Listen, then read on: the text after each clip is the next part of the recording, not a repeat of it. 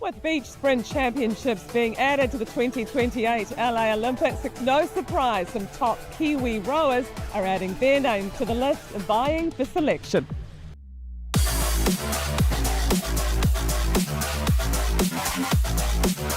Maybe just go out to the first buoy, around the first buoy and back in, just so you get a bit of a feel for it, get as many people through as possible. If you can come in at more of an angle, you've got less turn. Exciting, it's new, it's a different challenge to going out for the flat water, and even though it is rowing, it is a very, very different sport. Yeah, I think that unpredictability is really cool. Like, there's so many things that can go wrong in a race, and you can be 3 or 4 lengths ahead and still not have won the race. Top tips from the Olympians: how do you do well in this sport? Getting to know the waves, getting to know how the boats work in the waves, but also entries and exits are crucial. You can win and lose a race getting in or out of a boat. 100%, and turning as well around the end buoys is quite important. You can lose or gain a lot of time on that turning, but probably my biggest tip would be getting out of the boat. When you hit the beach with the boat, you actually run the boat up onto the beach, and so you hit the beach with a lot of speed, and if you don't get your feet moving quickly after racing for the last 2 minutes, you'll just face plant. We both face planted at the World, on the biggest stage, and I think, eating sand is the new thing to do in coastal rowing. Rowers aren't typically known for being coordinated as well, especially when it comes to running, so there might be an element of that. There's just so many elements that make it a spectator sport, and you just don't know. It can come down to literally a second, and you've got 2 people diving on a buzzer. Now an Olympic sport, we've got prospects of medals up for grabs, so again, these young kids on the beach are going to stand and have their first go potentially today, and any one of them could be at the LA Olympics. So it's a really new and exciting space for, I think, for young rowers in particular.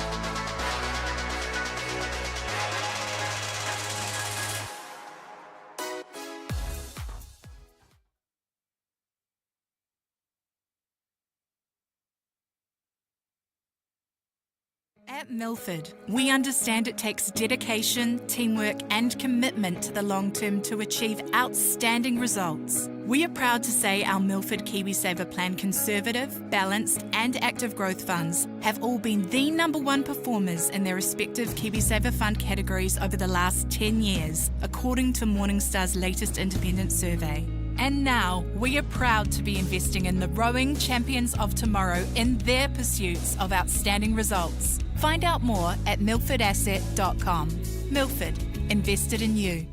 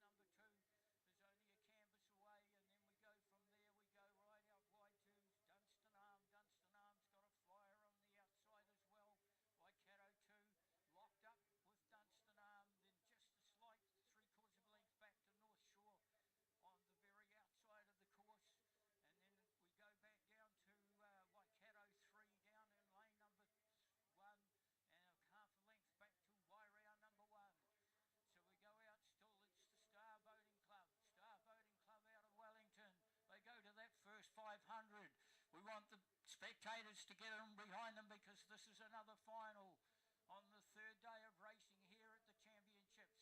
Through the island they go, and it's Star Boating Club. She's got a half a length advantage over Waikato. There is Waikato's number 2 crew. Waikato number 2 crew would only have a canvas on right shoulder. She's got Dunstan Arm, and on her left shoulder she has Wairau, who's most likely about a length down. And then we go back to the 2 down on the inside, Waikato 3, Wairau 1, having a little race of their own there, but about 4 or 5 lengths off the leading Star Boating Club. And then right out through to the outsides ahead of them, which is North Shore. So they go in the second 500. This is where all the pressure will go on. There'll be moves made through there, and it's Star Boating Club. She's sticking. It's Mackenzie Tuffin from Star Boating Club. She's now gone out to a good 3/4 of a length lead over the Waikato number 2 sculler, Emily Gordon from Waikato. And then we go another 3/4 of a length back down to Wairau, Lexi Thompson from Wairau. Some of these slower lanes are really starting to show up already. We've just seen it in the final of the under-22 men's single. We'll just see what happens when they get to that 1,000-metre peg to see if there's any moves go from there. I think the lead's been cut back a little bit. Star Boating Club, it's been cut back to about a half a length now from Waikato number 2. Emily Gordon doing a great job. See who can run the next 1,000 metres quicker than the first 1,000. We also see it coming out of 3. That's Waikato. Waikato number 1 look as if they want to put a little bit of pressure on the leader. That's Star Boating Club. Just about ready to shoot through that 1,000-metre peg. Half the race is over already. These boats can move very, very quickly. They can move in 10 strokes. They can be a length behind. They can be a length out in front, and the pressure's going right on the leader. Timaru, it's Waikato.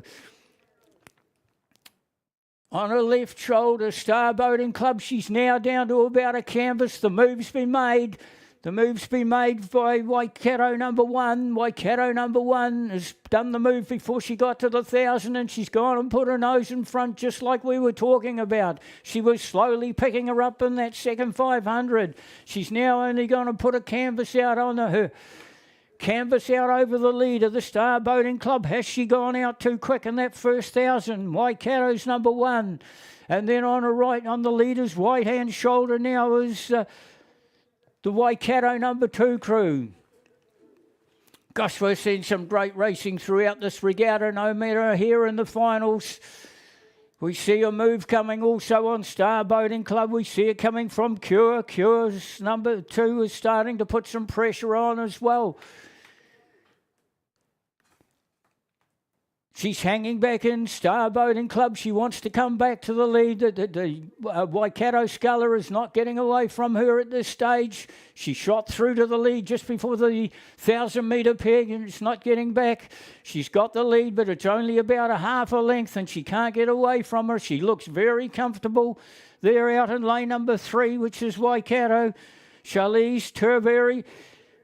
Star Boating Club, you just see the bow end of the 5 of the Cure now. Madison Neal from Cure. Alex will be really happy with her, coached by Alex Kennedy. And she's just starting to move on the Star Boating Club.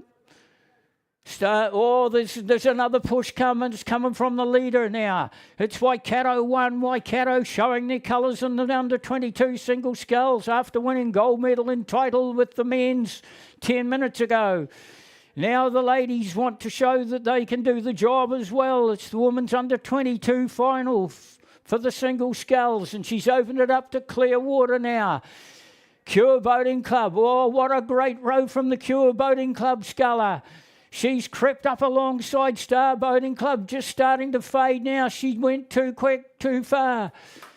And then it's Cure Boating Club going to put some pressure on Waikato, this brilliant young sculler out of the Cure Boating Club. There on the Waimak River in the Cure. Kaiapoi. She's very, very focused. So now the challenge goes on to Waikato 1. Challenge has gone on to Waikato 1. Star's trying to hang on for the bronze medal. They're on the top side. Star, the top side of Star is Waikato 2 is Cure. Cure also, Cure that's been there, Waikato 2 looks as if they're putting pressure on Cure as well. So it is Waikato. Waikato's number one still. Cure that's put in a big shot that's really starting to pick her up now. They haven't picked up the leaders yet.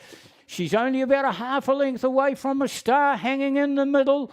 Star right in the middle of the course, still trying to hang in there and come back again. This is a great row from the Star Sculler. She really looked like she was starting to drift with about 400 to go. But it's Waikato as they head down towards the yellow boys. It's Waikato. Waikato's number one. Charlene's Turberry. Cure Boating Club. Madison Neal for Cure Boating Club and Star Boating Club and the men. Mackenzie Turfin in the middle. Waikato number two, Emily Gordon, trying to put some pressure on the Star Boating Club. She's coming home pretty quickly as well as they head down through the 100-metre buoy line. It's Waikato 1. Still Waikato 1 over Cure Boating Club. Cure Boating Club shortened right up. So you can see a challenge coming back from Star. Star starting to come back at Cure Boating Club again. Star up within a half a length of Cure Boating Club. What a row from Star. Oh, there's the title and the gold medal, and I think Star is going to go through. Oh, she may have gone through. She may have really come home. That is an amazing row. Oh, we'll have to wait for the cameras again. Did she get up over Cure? Cure had a good half, maybe three-quarter length lead, but she worked exceptionally hard through the course to get up with the leaders, the Cure Boating Club. And I think it told in the end, but Star Boating Club looked like they were starting to fade 400 out. And she's come back again very quickly and only in the last 50 metres. And you can move these boats very quickly through the water. And you can come, like we said, from behind to be in front. We'll have to wait for the official results.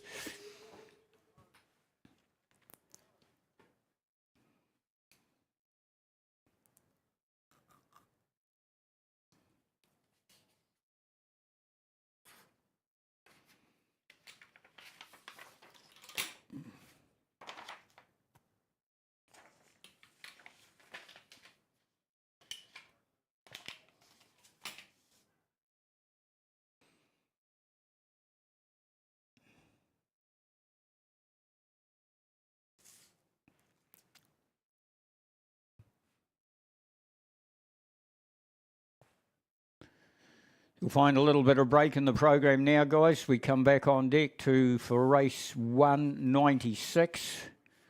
So 196 is the Women's Club Coxless Pair semi-final one, with first four naturally going through to the final. The rest to the B final. Its start time is 8:40. So enjoy the little break. Take a look at the facilities around. Remember, if you're a parent or a supporter or a spectator, you are not allowed around the boat park. You must, and that's a must, have your dogs on a lead. There is no option there. Your dog's on a lead. Coffee shop. Erin is open down there. Morning, Erin. And have a walk around, stretch the legs, and then we'll come back with the first of the semi-finals. Right, we can give you that final result. We can give you the final result, guys. Waikato 1. Charlize Turberry has gone through the course in 8:01.087. Star Boating Club. Star Boating Club got up by 0.09. So Cure Boating Club took the bronze, Star Boating Club took the silver by 0.09. Then it went Waikato 2, Dunstan Arm 1, North Shore 1, Waikato 3, Wairau 1.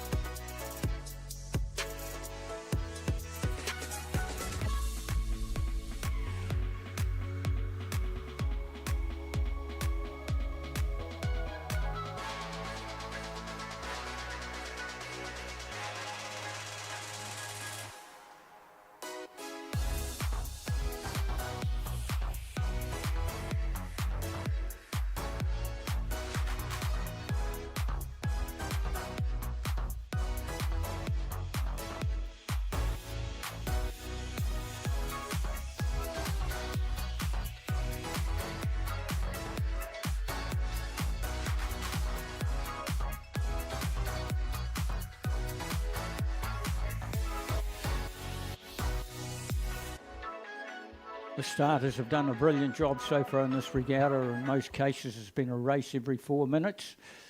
For the first 2 days are away. They have let them go in the first of the semi-final races. Avon got away very, very quickly. Avon in the middle of the course, one of the fast lanes. Yep, Avon have gone out to most likely about a 2 feet on their left-hand shoulder is the crew from Waikato 1 that's gone out with them. And then Waikato 1's only got a couple of feet over Nelson number 1. Nelson number 2 it is, and they've just drifted ever so slightly at the start. It's the crew on their right-hand shoulder, which is Waikato's number 2 crew that's gone out with the leaders.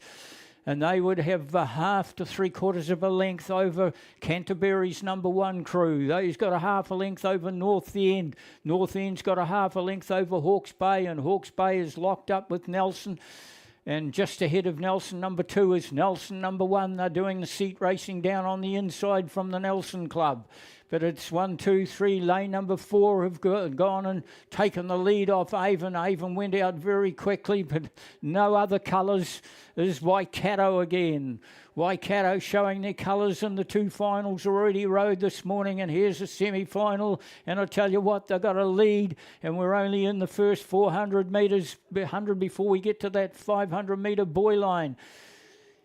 And Waikato have gone out to a commanding lead, maybe a length at this stage. On their left-hand shoulder is the crew from Waikato 1. So Waikato 1, Waikato 2. Eyeballing each other there in those 2 fast lanes. That's where we thought the action would come from. So Waikato showing their colours with 2 crews going through that first 500, sitting in front. Can Waikato bring through 2 crews through to the semi-finals? We'll just see they've gone through that 1,000-metre peg.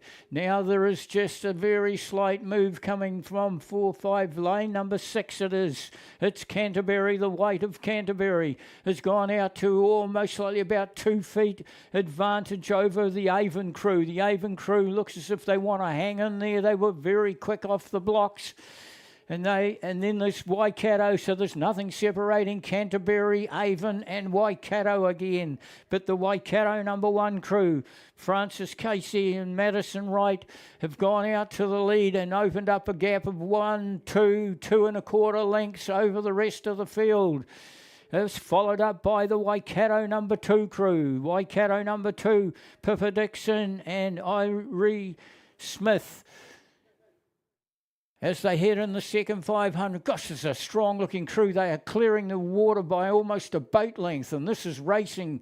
They're on 33 and a half, so there's a lot of power in that Waikato number 1 boat as they head down towards the 1,000-metre buoy line.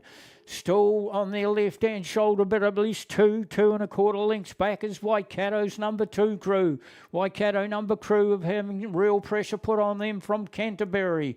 Canterbury are locked up with them, and Canterbury are actually bringing with them Avon. Avon is right only about a canvas away from Canterbury. Great lineup going for qualification. These 4 crews have sorted themselves out. The centre lane crews, the faster crews, have sorted themselves out before they go to that 1,000-metre peg.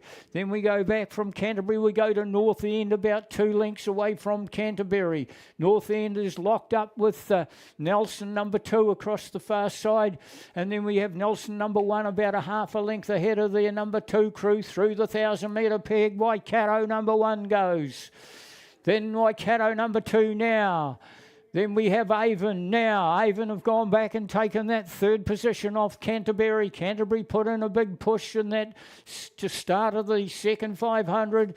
But now Avon has gone back to a half a length advantage, maybe 3/4 of a length over them.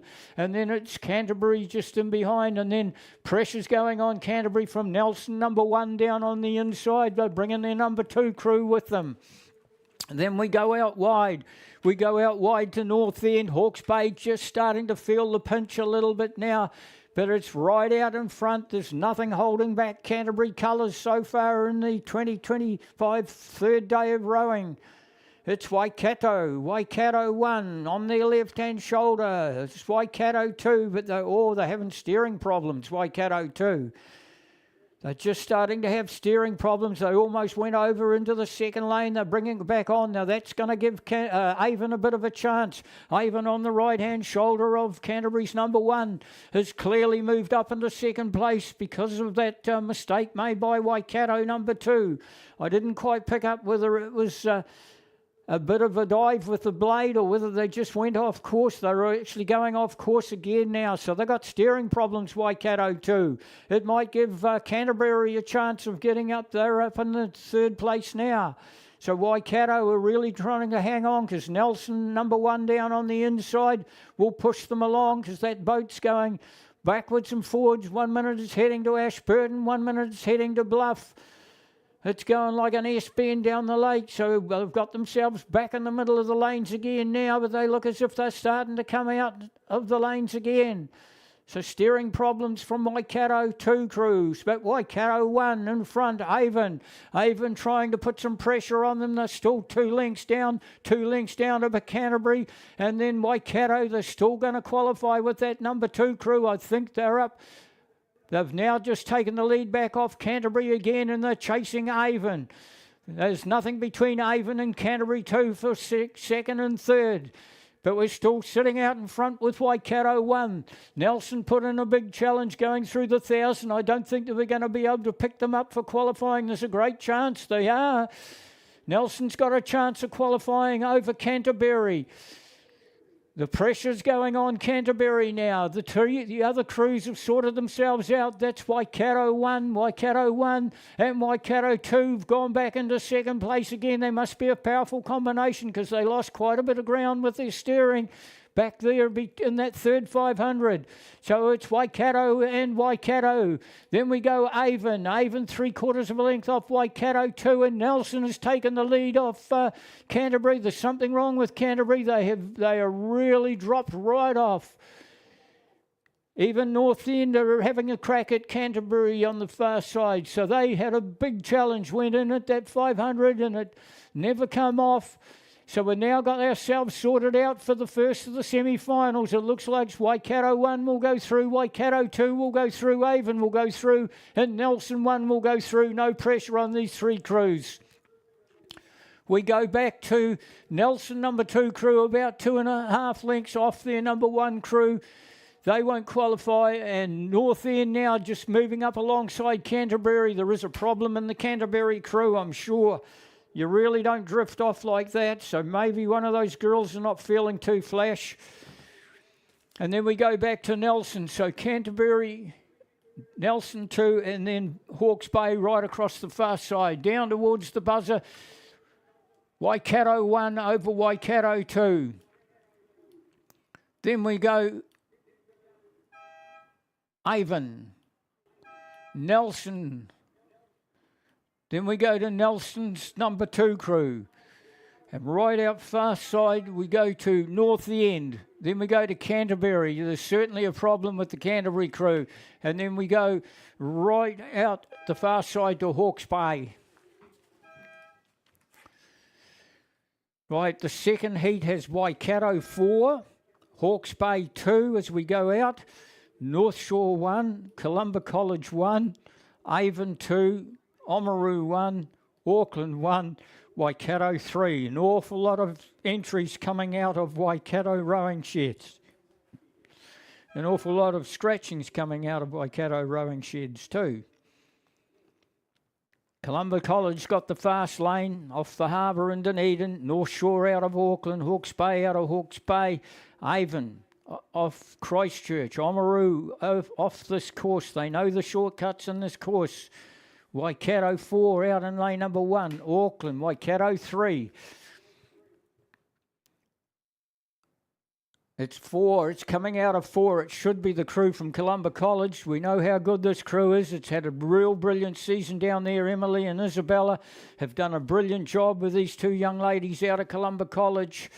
They're the senior members of the Columba College rowing squad off the harbour in Dunedin. Women's Club, Coxless Pier. A hard boat to row, as we've just found out, with Canterbury having those steering problems. It's hard to keep them straight. You've got to be a pretty good combination, and it is Columba College, but we may go, there's pressure going on them. We go out wide, we go 2 out from them, and that's the crew from Oamaru. So Oamaru on their right shoulder has got Auckland there, only about 3/4 of a length away from them as well. So great racing so far at the third day of racing here at the championships. Columba College still with this lead over the rest of the field. The challengers coming out from Oamaru. They're bringing Auckland with them, and Auckland's bringing Waikato 3 with them.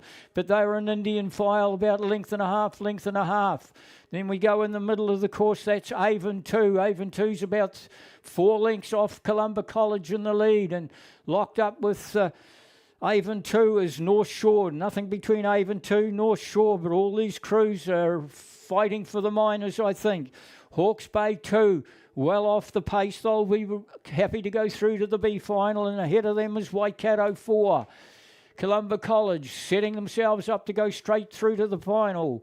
Columba College sitting in front. 2 out from there, Oamaru. Oamaru's chasing them out of this very strong women's club squad out of the Oamaru rowing sheds. Ivan Doherty has got the Oamaru squad going exceptionally well. They're up into second place at this stage. They're bringing with them on their right-hand shoulder, which is Auckland number 1, but again they're about 2.5 lengths down. Pressure going on Auckland 1 from Waikato 3. These 4 crews have got a crew. The 2 outside crews have got a chance of qualifying, and also down in lane number 3, North Shore have got a great chance of qualifying as well. They look as if they'll be up in about 3rd place at this stage. And then right down on the very inside, we've got that crew from Waikato 4. They're really working hard to try and get up in the top 4 as well. They have got a chance. It's down and it's in the middle. They'll have to really start moving in the middle. Avon will have to move to try and hang on to their 4th place. They're under real pressure from the outside, which is Auckland. Down to the leaders again, it's Columba College. Columba College over Oamaru. Columba College still hanging on to this 2.5 length lead over Oamaru. Oamaru, then we go down on the left-hand shoulder of the leader, which is North Shore. North Shore will go through to the semi-final as well. Who's it going to be? Is it going to be inside and outside for the 4th qualifier? Rattling home as quick as a steam train is Waikato's number 4 crew, and right out wide is Auckland. Auckland trying to hang on. Waikato 4 trying to pick them up. And then we go from there, we go Waikato 3, Hawke's Bay, Waikato 4. Who's going to take it? The Columba College going to take the buzzer, and it's a good 3.5 length lead over Oamaru. 2.5, it looks like it's going to go down here to as North Shore's going to take the 3rd buzzer, and it looks like Auckland out wide. Auckland out wide's going to take the 4th qualifier to go through to the final. All the rest will go through to the B final, which is Waikato 4, Avon 2, out wide Waikato 3, and Hawke's Bay 2 will all go through to the B final. The men's senior coxless quadruple sculls. 2 first semi-final heat. There's a scratching out in lane number 6. It's Waikato 2, Cure Boating Clubs in 2, Avon 2's in 3, Aramaho Wanganui's in 4, Dunstan Arm 2 crew in 5, Wairau Composite with Nelson in lane number 7. Same again, 4 crews to go through to the final. And I'll tell you what, 1, 2, 3, 4, 5, somebody's going to miss out, and there is a great tussle going on in those inside lanes. Cure Boating Club, Avon 2 and Aramaho Wanganui. They're all there fighting. Dunstan Arm just back ever so slightly by about 1.5 lengths at this stage, and ahead of them is the composite crew, Wairau and Nelson. But it's all coming from those inside crews as they head down towards the final 500 metres to go mark in these beautiful rowing conditions here on the lake. And it looks like the crew out in lane It's Aramaho Wanganui. The colours of Aramaho Wanganui have got an advantage of maybe only 3/4, maybe a half a length over Cure Boating Club. Sticking their nose in between them is the queue from Avon's number 2 crew, and they are also only got about 3/4 of a length over Dunstan Arm 2 crew, and then right out wide Dunstan Arm 2 crew's locked up with the Wairau Composite Nelso. One of the crews are going to miss out. We're looking at 4 to go through. It's right in the centre. It's Aramaho Wanganui. Aramaho Wanganui sitting out in the men's senior coxless quads. They'll go through this course in about 6:30 odd. Down the inside, that's where all the pressure's coming from Aramaho. It's coming from Cure Boating Club. We know how quick they come home, and they're right up alongside Aramaho Wanganui. Squeezing the nose in between them. Avon 2 want to come back in it. Dunstan only a half a length away from there, and just ahead of Dunstan is Wairau Composite. It's down on there. Is it the inside or the outside? It could be the inside. It could be in the middle of the course. Aramaho Wanganui want to win it. They're down to the 100-metre buoy line. Aramaho Wanganui have got a half a length over Cure Boating Club. Cure Boating Club are cranking it up. We've seen their colours on the dais already this morning. They're picking them up within a half a length. Avon flying in between the two of them, trying to bring Dunstan with them. Dunstan trying to get up to qualify over the Wairau Composite. Down towards the line, Aramaho Wanganui, half a length clear, they'll get the buzzer. Cure Boating Club, 1/4 of a length back to Avon. Canvas back to the outside, which is the composite crew, and a half a length back to Dunstan's number 2 crew. Great racing.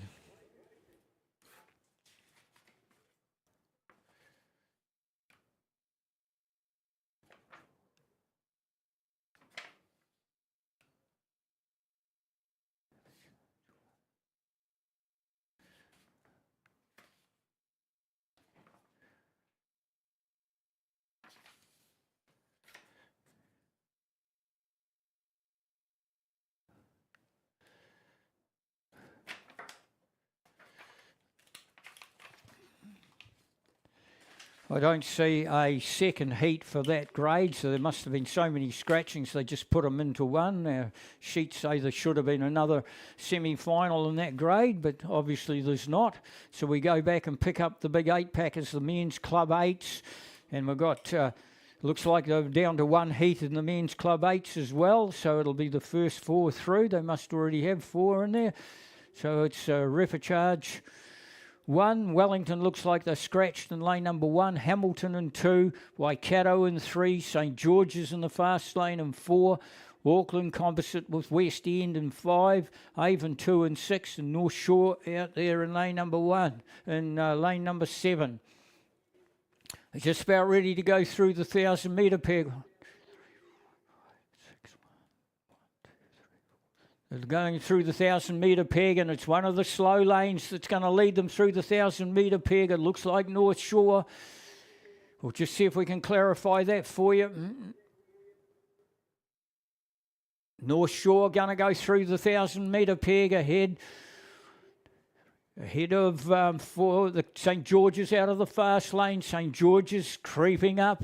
They're only about half a length away from North Shore through the 1,000-metre line now. We'll just call them through and see what lead they've got. Oh, there's nothing in it. They're absolutely locked up.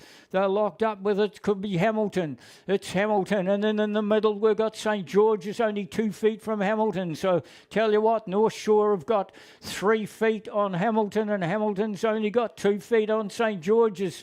And then only a half a length back we go to...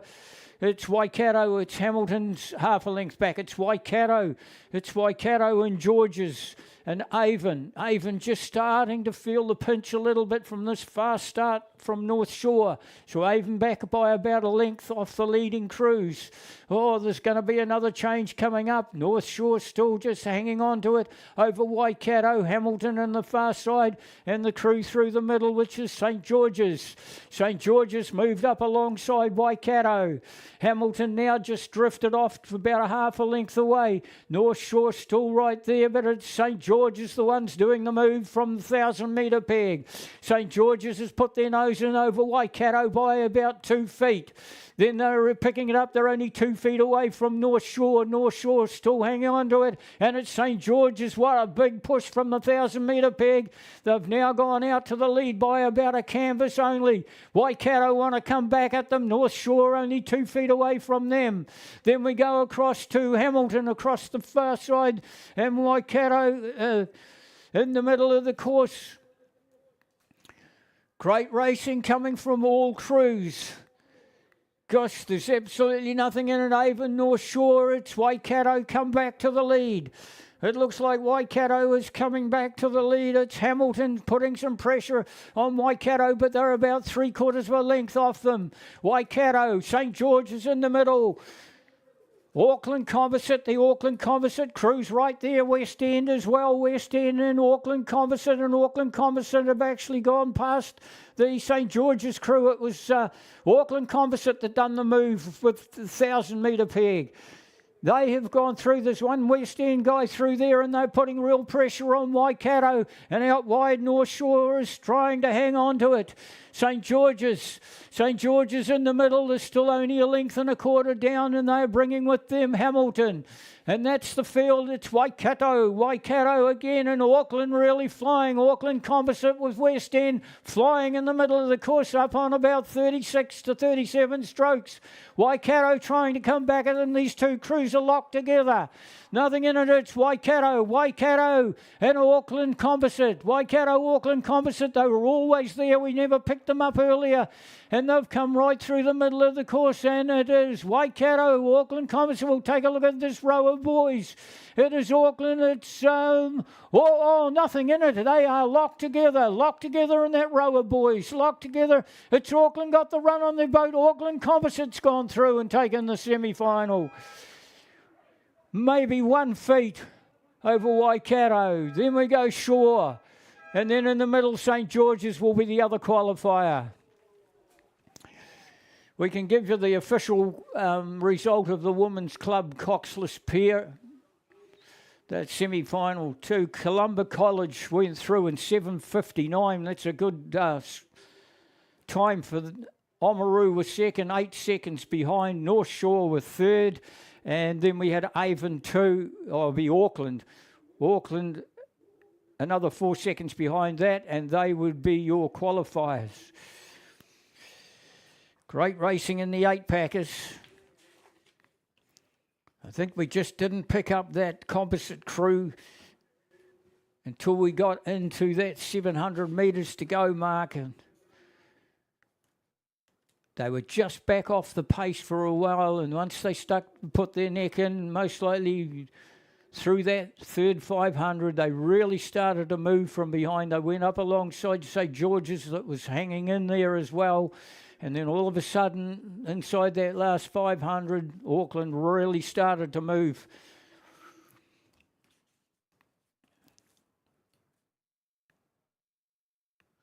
Right, there is a wee break in the program now, guys. We come back on here at 9:45. 9:45, we come back on here for the men's club double sculls.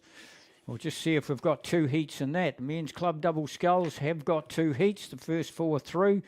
If you haven't got a day sheet, Mercer takes lane number 1, Aramaho Wanganui 2, Dunstanarm 2 and 3, Waikato 1 and 4, Dunstanarm 1 and 5, St. George's 1 and 6, Targa Boys High School in 7, Canterbury 2 and 8.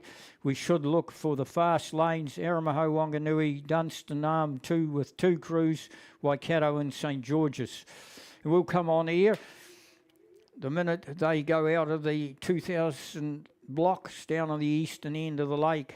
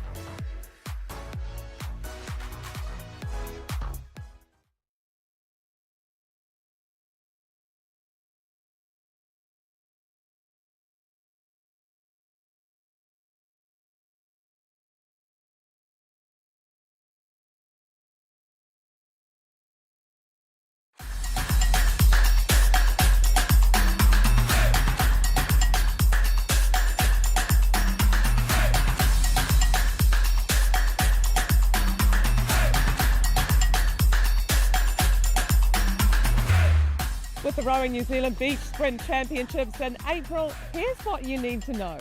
There are singles, doubles and quadruple sculls. The boats have bows which cut through waves and a stern which drains water.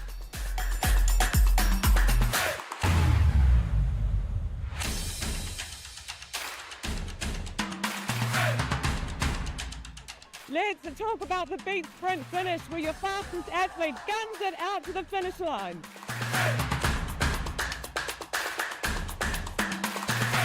Well, imagine doing a 500-metre sprint on the rowing machine, absolutely maxing out, and then turning around and jumping out of a moving car and trying to run. That's basically what you're trying to do. The boats are going at I think we were going at about 12 k an hour into the beach, and you've just done a 500-metre max effort. To get your feet going and jump and land on the sand and keep going is quite an art, and it's not something that I've mastered. All the action from the New Zealand Beach Sprint Championships will be live streamed thanks to Milford partnering again with Rowing New Zealand and Altitude HD capturing some epic drone footage. So the drones will go up, there'll be good vibes on the beach, and I think it's going to be a big part of the Olympic program in the future.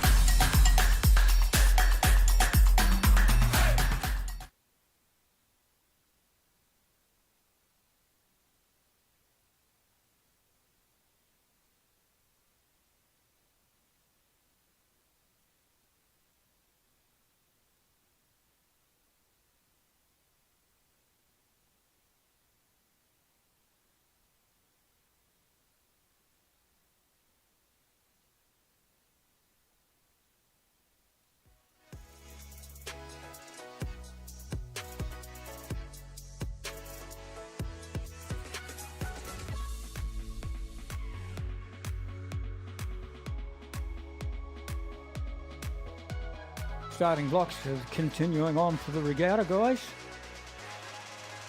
It's race 200 here at 2025 New Zealand Rowing Nationals here on the mighty Lake of the Lakes. Tail is just starting to rise a wee bit. The water's a wee bit lumpy. They're using the pop-up buoys, well, the pop-down buoys it is now. Pop-up buoys in my day. Pop-down buoys at the 2,000 metre start.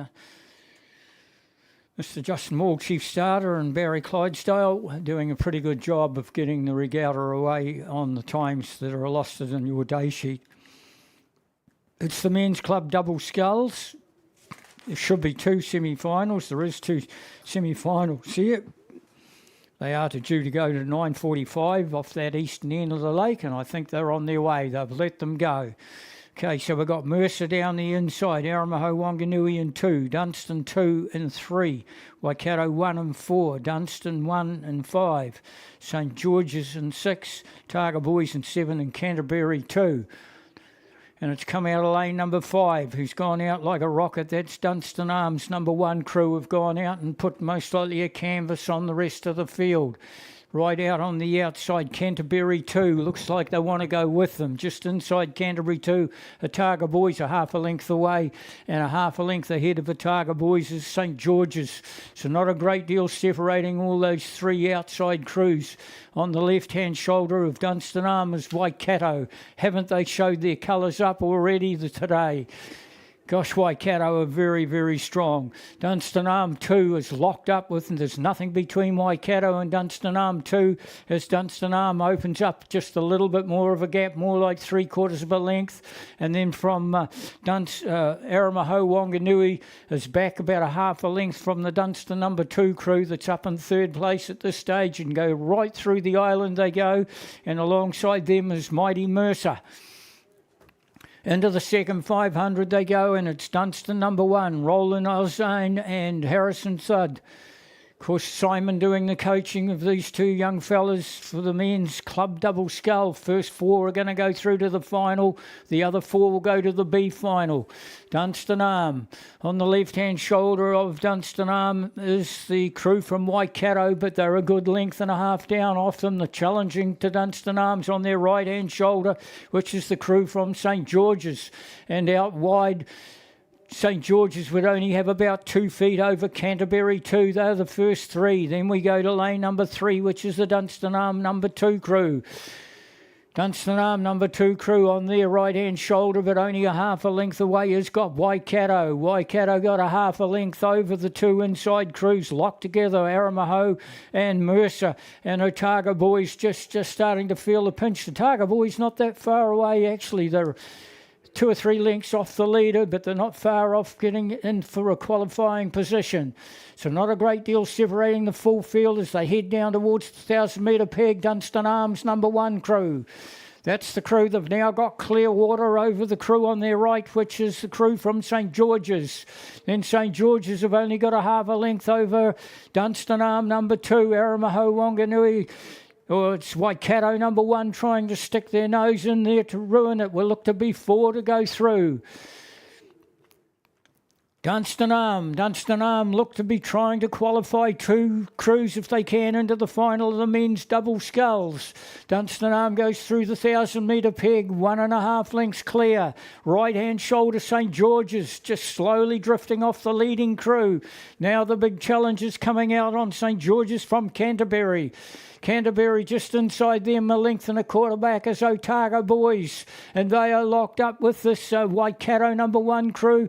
And also across there is Dunstanarm number 2 crew just starting to feel the pinch a little bit now because number 1 out there, Mercer number 1 is just moving about 3/4 of a length away from Dunstan number 2 crew with a challenging position as well. And then in behind that we have Aramaho, Wanganui and Otago Boys locked together at the rear of the field. In that third 500, just a little bit of lively water there for them to row in, most likely as lively as we've had it in the regatta, apart from the wee rockers that came yesterday. Dunstanarm, their number 1 crew, sitting out in front. They've now got a 2-length advantage. On the right shoulder, still St George's trying to hang on to them. Pressure on St George's, still 3/4 of a length back to Canterbury. Canterbury in turn would only have 3/4 of a length over the crew from Dunstanarm number 2, and they in turn are getting pressure put on them from Waikato number 1. And also on the inside, Mercer. Mercer moving up alongside Canterbury, Waikato number 1. Just a wee 2 or 3 lengths back now to the crew from Otago Boys and Aramaho Wanganui. Back to the leading crew as they head down, just about ready to get that final 500 metres. Dunstanarm, their number 1 crew, sitting out in front. Then on their right-hand shoulder is that crew from St George's. Has been there all the way. Those 2 crews will qualify. Out of lane number 3, Dunstanarm 2 are in a qualifying position, and they're now bringing Mercer with them. Where are those 2 Mercer supporters down there? You're up against the bank. You should be jumping up and down like Rumpelstiltskin. That's the ones you get down there and give them a call. They've got a chance of qualifying, but they need to put the turbos on. They'll have to come home very quickly inside those yellow boys or beforehand. Dunstanarm sitting out in front, watching all the work done right behind them. St George's 2.5 lengths down. Canterbury's got a chance of qualifying. The yellow boat Waikato 2's got, they're going to have to really motor from there to get into the qualifying. And then it's Dunstan number 2 and Mercer down the inside. It's going to be between Mercer for the 4th qualifier and Canterbury out wide. So those Mercer spectators down there, you should get in behind your rowers. See if you can get them through to the final. Dunstanarm to the 100-metre buoy line. Dunstanarm sitting in front. Their number 2 crew coming home pretty quick as well over the top of St George's. Canterbury going for it. Waikato in the middle got a chance. Mercer down the insides flying. So it's Dunstan 1. Dunstan 1 will go through and get the buzzer. Where's the second one come from? St George's will get the second buzzer. Dunstanarm 2 will get the 3rd buzzer. They'll get 2 crews into the final, Simon. And then it's right out wide. It's Mercer flying, absolutely flying down the inside. They're going to get there. Mercer will take it. I think Mercer has got it all. We'll have to wait for the photo over Canterbury. I don't think Canterbury knew that Mercer was there. Mercer were really winding it up down the inside to get the 4th buzzer. And Canterbury, I don't think they even knew they were there. We'll have to wait for the photo. But a big score in that race to Dunstanarm, putting 2 crews through to the final. Great stuff, Simon.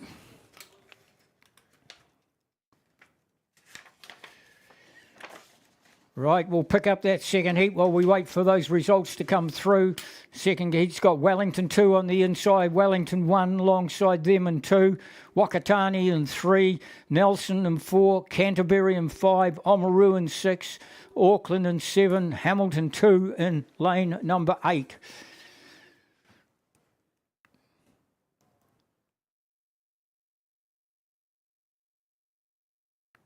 I think it's coming out of lane number 4. Commanding lead in lane 4 and then 6. So it's 4, which is the crew from Nelson. Nelson in 4 and Oamaru in 6.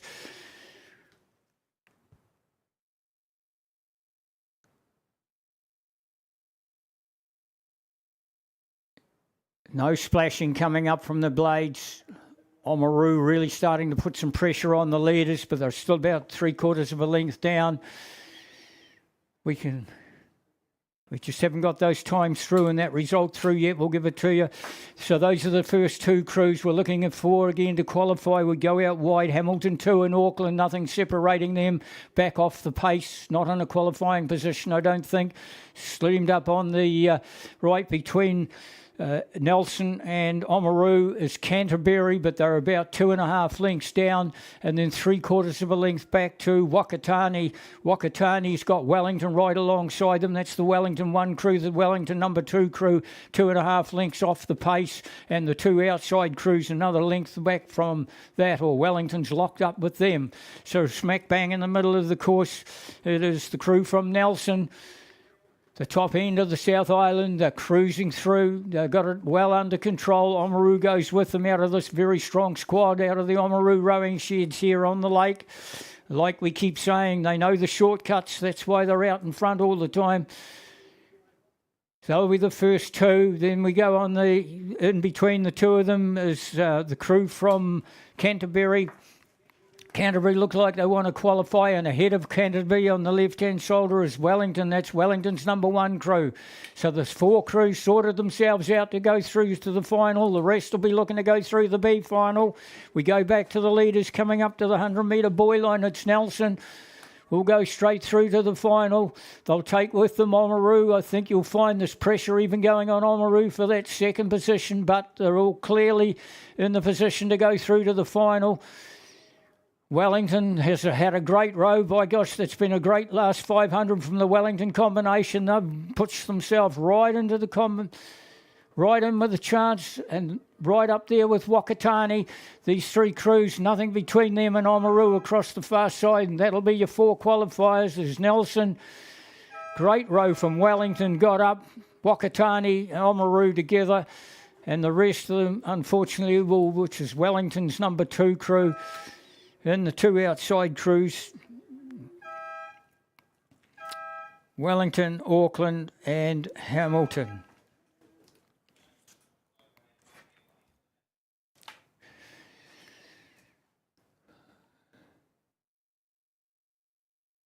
Right, well, it looks like we can give you that official result from that double scull race, the men's club double scull first semi-final. Looks Dunstanarm number 1 went through in 6:50. Oh, that's a smart time. Dunstanarm number 2 crew took second, and the third went to St George's, 0.28 away from Dunstan's number 2 crew, and Mercer got up for the 4th qualifier. So the Mercer supporters will be pretty happy with that. They've got their crew up for the 4th qualifier in that double scull race. Women's club double scull now. That's immediately followed the guys. They're just about through the 1,000-metre peg. We've got Waihopai 1 down the inside, Waikato 1 and 2, Waikato 5 and 3, Canterbury 1 and 4, Clifton 1 and 5, Eramaho Wanganui in 6, Dunstanarm's 2 crew in 7, and Rotorua out in lane number 8. Women's club double sculls got the gonna try and go through to the 8 top rowers in New Zealand for 2025. We've got a crew that is way out in front by the look.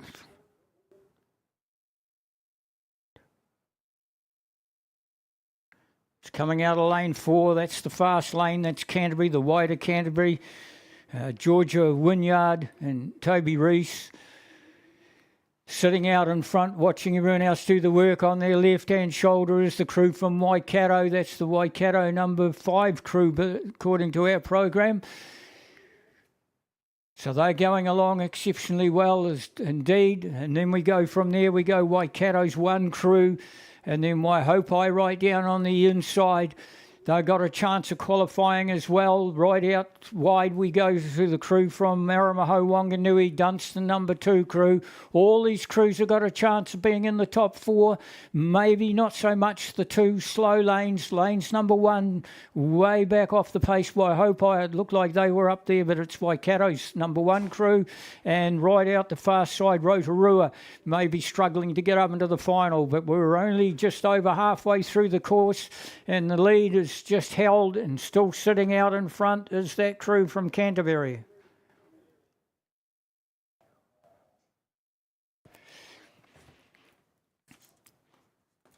It's Clifton. We've just picked up the colours now with the sun glistering on the lumps. It's been pretty hard to pick up the colours, but it's Canterbury in on the inside. It's Clifton, the clean, clear colours of Clifton. The wee Pakeha, a coloured blind fella, couldn't pick up. So it's Clifton that's sitting in front. So it's Clifton over Canterbury. They'll still qualify though. Clifton, left-hand shoulder of them is Canterbury. Right-hand shoulder of them is Aramaho Wanganui. Got a chance of qualifying. Also Dunstan Arm number 2 down on the inside. Waikato's 2 crews have got a chance of qualifying as well. They're inside the yellow boys is Clifton. Canterbury still trying to chase them. Ever since we picked them up, Clifton's been sitting in front. Clifton into the yellow boys now. Canterbury on the left shoulder, trying to get into the yellow boys. Aramaho Wanganui on their right-hand shoulder. The yellow boat down the inside of Waikato. That's the Waikato number 1 crew down on the inside. They've got an advantage over their number 5 crew, back about 3 lengths off them. Waihopai a wee bit off the pace as well. And then right out wide we go to Rotorua, up to the 100-metre buoy line. 4 crews to go through to the top 8 in New Zealand. They'll go through, and it is Clifton. Clifton, stroke girl, looks out to her left. No pressure coming on you, lady. And then we go to Canterbury. Canterbury will get the second through the 100 metres to go, but the pressure's coming on from the yellow boat down on the inside. That's Waikato. That's Waikato number 1. They move right up alongside Canterbury. Who's going to be the 4th qualifier? We go out wide. Dunstan Arm. Aramaho Wanganui's coming very hard at Dunstan Arm. Dunstan Arm trying to hang on. Aramaho Wanganui coming out for the 4th one. There's the buzzer for the first Clifton. Take it Waikato number 1. Then we go Canterbury, and I think Dunstan are going to hold off and get themselves through into the top 8 as well. The rest will go through to the B final. Aramaho Wanganui.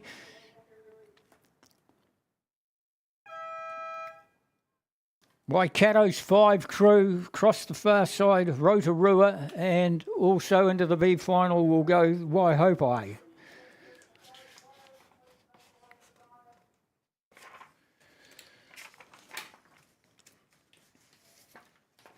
There's another big break coming up again, guys. There's a 50-minute break coming up after this race.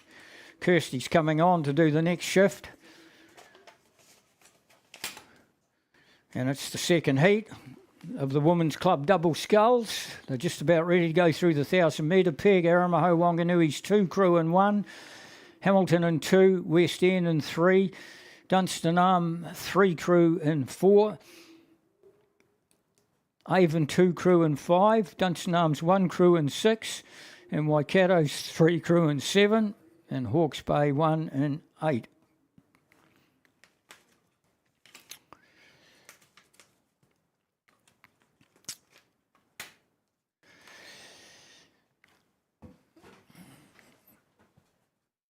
Again, we get a crew well out in front, coming out of lane number 6 by the look of it. It's the Dunstan Arm number 1 crew. It looks like they're going to try and put a couple more crews into the final by the look of it. So Dunstanarm out of lane number 6 is the crew that's sitting way out in front. They've most likely got themselves a lead of about 2 to 2.5 lengths over Avon's number 2 crew on their left-hand shoulder, one of the fast lanes. And then we go back to the Dunstan. The Dunstan crew is, that's their number 3 crew. And then alongside them is West End, Auckland, Hamilton, and Aramaho Wanganui's down on the inside. The only crew to really drift off is the crew from Hawke's Bay, right out on the outside. All the rest have got a chance, even the inside ones. Lane number 3 is getting along really nicely. West End's in a qualifying position. And just in behind them by a half a length is Dunstan number 3 in a qualifying position as well. And Avon 2. Avon 2 was in a qualifying position, but it is Dunstanarm's number 1 crew that's sitting out in front over Avon 2. And now Dunstan's number 3 crew wants to put a little bit of pressure on Avon 2, and they want to try and see if they can close the gap also on the West End crew. West End up into third as they head in this third 500, the old legs. There's been a lot of racing done by some of these competitors over the last 3 days, and the old legs will be starting to shake now. I hope they've all got something left for the final, because some of these competitors have been most likely 4, 5, 6 races. And if you've got 3 different races in each event, you're looking over 20 rows for the regatta. Tough going. I wonder who they're going to blame if they don't win the medal that they're expecting to win. Dunstanarm, though, well tuned. They're used to this hard racing. There's no doubt about it. They do all their training on Lake Dunstan and Clyde. And they are sitting out in front quite comfortably. They've been there since we picked them up going through the 1,000-metre peg. Right on their left-hand shoulder is Avon. Avon 2. They will be up into second to get the buzzer to qualify. And then in there we go. Oh, it looks like they've all sorted themselves out. This West End looks like they might get the third buzzer, and Dunstanarm's number 3 crew. So Dunstanarm will put 3 crews into the final of the Women's Club Double Sculls again, which is a great achievement. We've already just had two or three guys go through in one of the other finals. Now the girls are going to do the same. Dunstanarm sitting in front, 100-metre boy line coming up for them. They'll know very well that they need to keep 7 crews behind them, and they'll know that that's exactly what has happened. They'll have a race plan. Simon will have it all tuned up, ready to move at some stage if they need to. Down towards the line they go. Dunstanarm, Avon, the same with Avon. Very strong squad coming out of the Avon River in Christchurch. And then it's West End out of Auckland. West End holding off this big challenge from Dunstanarm's number 3 crew. Across the far side then we go to the Waikato's number 3 crew. There's the first buzzer. There's the second buzzer for Avon. West End will take it. Dunstan 3, 2 crews through to the final, or 3 crews through to the final. Waikato will have to go to the B final, along with Hamilton, Aramaho Wanganui and Hawke's Bay. There's a big break now, guys. That's me for the first session. I'll come on for a couple of races at the finish. Kirsty will be coming in next. Don't forget, have a walk around, loosen up the muscles, have something to drink, go and get a coffee, something to eat. Keep your dog on the lead and keep the place clean.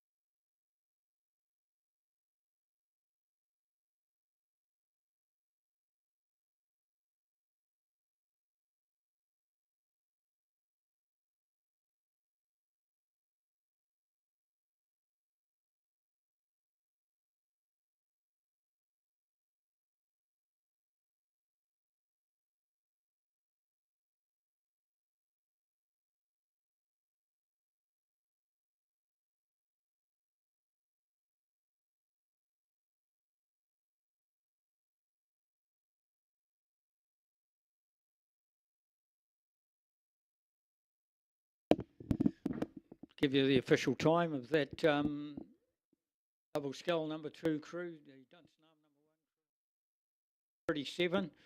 5 seconds behind that is Avon number 2, another 5 seconds back.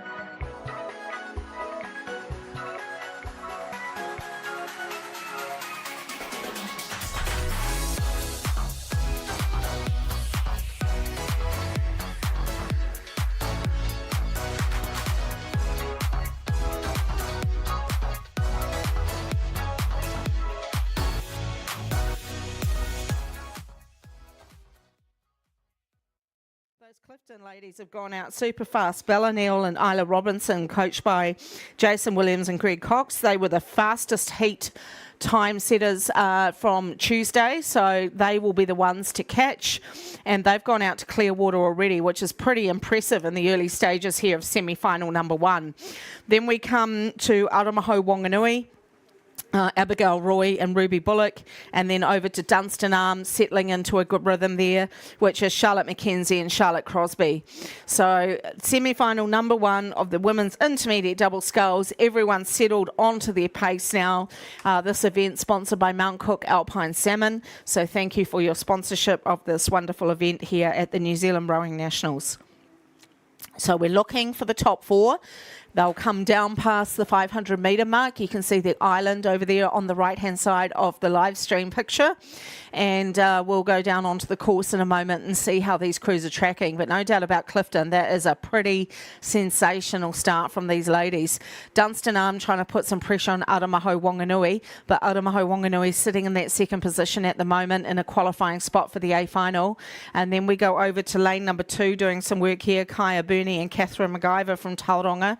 Tauranga doing a bit of a push on Dunstan Arm out there in lane number 7. So at the moment, Clifton with nearly 2 lengths boat lead, maybe a length and 3/4 over Aramaho Wanganui. Aramaho Wanganui holding just on a length, maybe a length and 1/4 over Dunstan Arm and Tauranga. That will be the 1, 2, 3, 4 in the second 500 as they boost down towards the 1K mark. And there'll be a lot of coaches on bikes waiting to spur these girls on. So Dunstan under a little bit of pressure now from Tauranga and Cure. Cure starting to poke their nose up there. They're only half a length off the Tauranga boat. So Ella Barnes and Annabelle Hurst from Cure trying to push themselves into contention here as well. But down we come towards the 1K and Clifton just rowing away with us at the moment. A very strong performance from an intermediate double. So our current leaders in semi-final number 1, Clifton Rowing Club from the North Island in the blue and white. Down they come towards the 1K mark, sitting on 35.5. So they're not conserving anything here. They're going for the lead.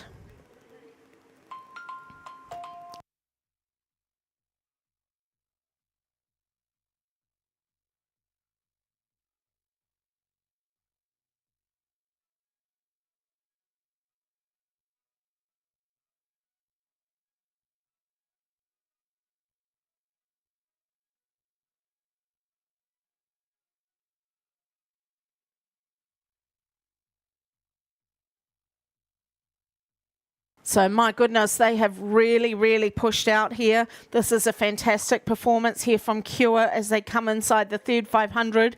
And then we're looking, that might be Star, Sophie Kavanagh and Tabia Leonhardt going really well there in lane number 6. Down on the inside to lane number 2, Tauranga. Tauranga sitting in a pretty good position as well. So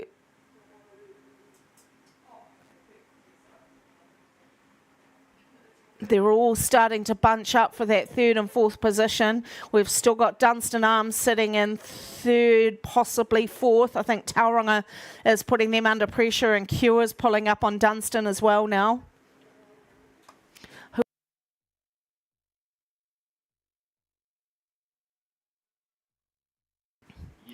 So as they lengthen out, Aramaho Wanganui it is sitting in that 2nd place. It's Abigail Roy and Ruby Bullock.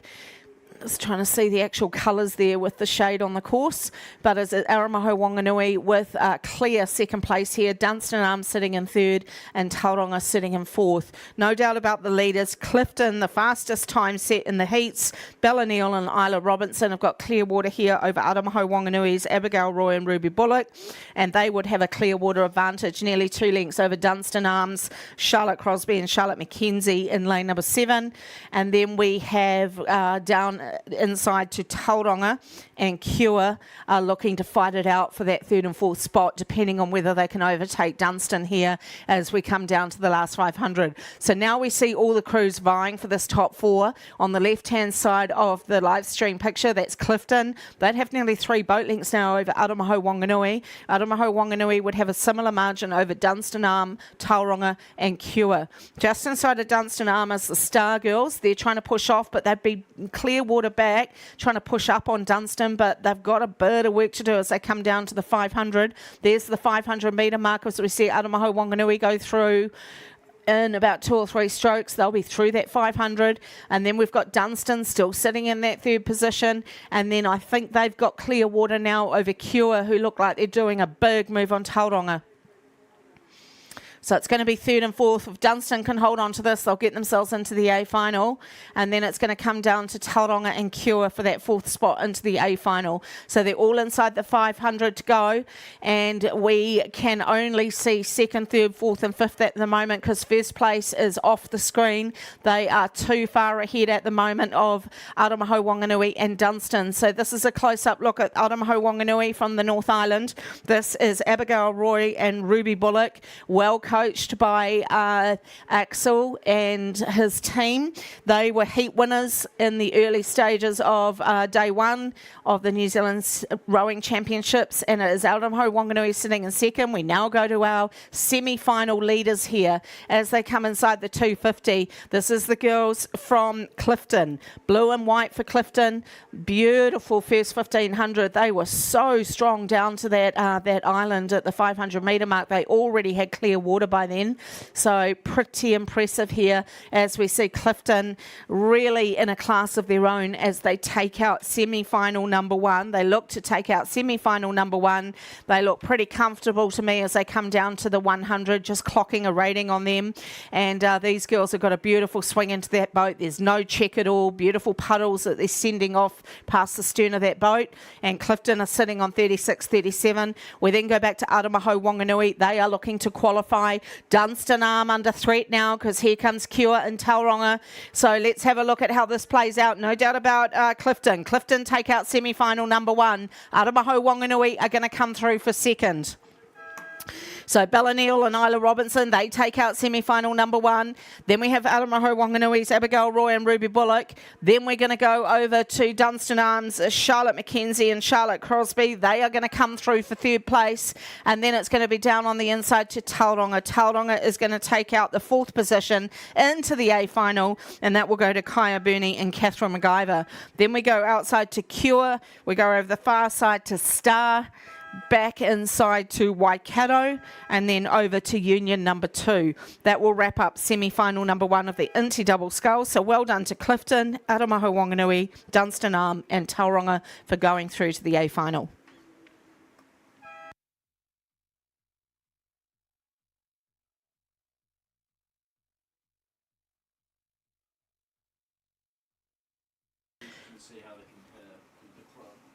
Yeah, fantastic racing there for these young ladies in the intermediate double scull semi-final number 1. Semi-final number 2 is on the course now.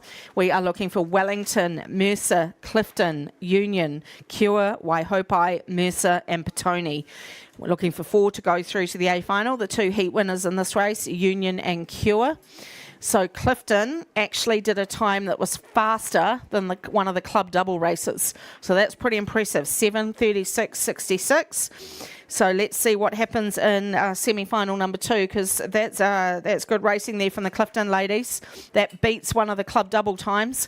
So let's go out onto the course and let's see how semi-final number 2 is playing out. So this is not as clear cut as semi-final number 1 was.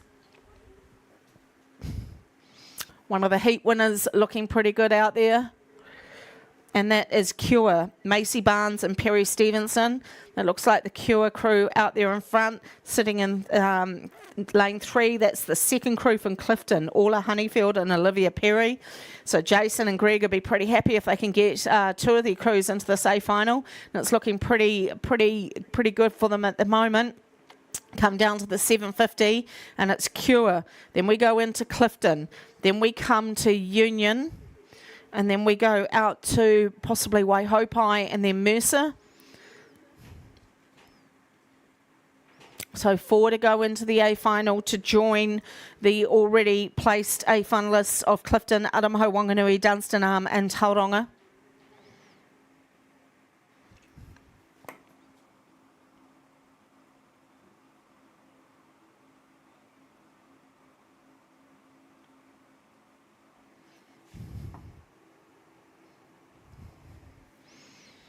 Great racing here from these ladies. Beautiful conditions on the lake as we head down semi-finals day of the New Zealand Rowing Nationals.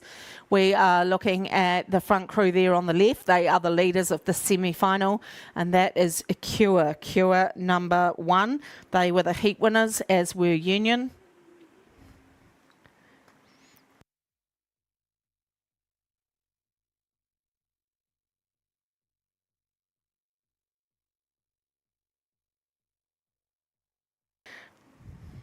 So good work here from Cure in the third 500. They've pushed clear now of the other 3 crews that are vying for this A final. So we come back down to Clifton. Clifton number 2 looking really good. Then we go to Union number 1. They were heat winners in the early stages on Tuesday. Then we go over to, is that Waihopai sitting in 4th? Just...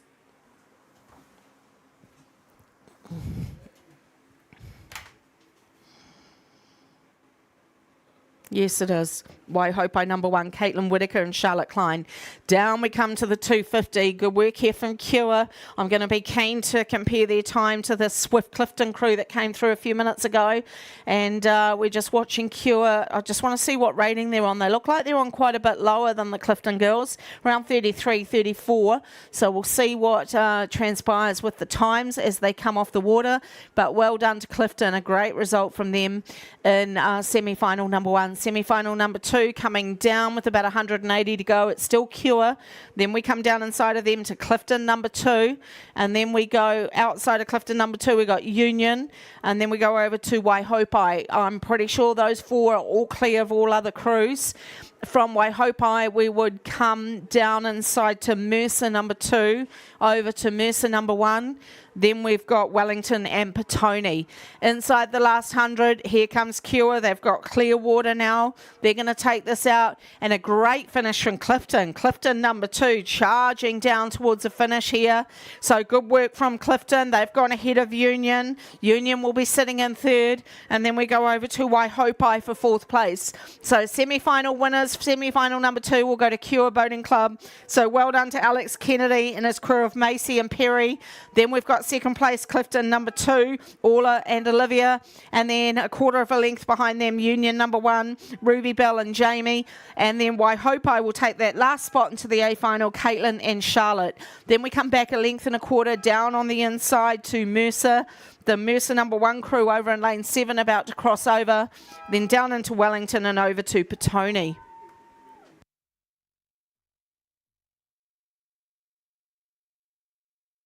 Don't have a lot of rest here because we've got a semi-final of the Men's Club Coxless 4 coming down now. These men are inside the third 500, so let's go straight out onto the course. We have Hawke's Bay, West End, a Wide Isle Composite with Nelson, Avon, Waikato, St George's, Oamaru and North Shore number 2. Again, as it's the semi-final, we're looking for 4 to go through to the A final.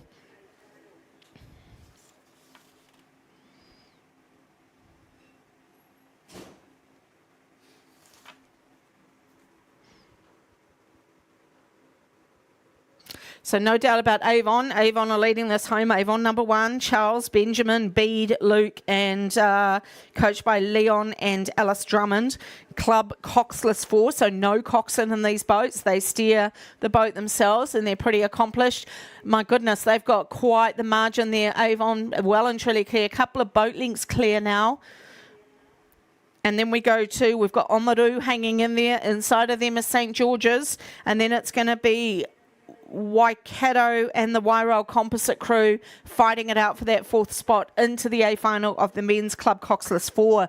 So Avon looking pretty secure here. They've got a clear water advantage, really swinging that boat beautifully through that finish. I love the send they're creating off the finish there. That Avon crew really enjoying these conditions and the handy lead that they've got here as they come down to the 250 of the Men's Club Coxless 4. So superb rowing from this traditional traditionally rigged Avon Coxless 4, and they are comfortable winners here as they come to the 250 in the men's club 4. Then we go out from them. We're looking for second, third and fourth as they all close up on Oamaru. Here come the men from St George's, Sebastian Lyne, Zane Cook, Finlay Dickens, Daniel Taylor, coached by John Cook. They are making a surge here on Oamaru. Can Oamaru hang on? Here comes Waikato. Oh, and there's a big push here from the Wairau Composite. Wairau Composite don't want to be left out with Nelson. They are really, there's 4 crews going for 3 positions here. We're going to have to watch this finish line really closely.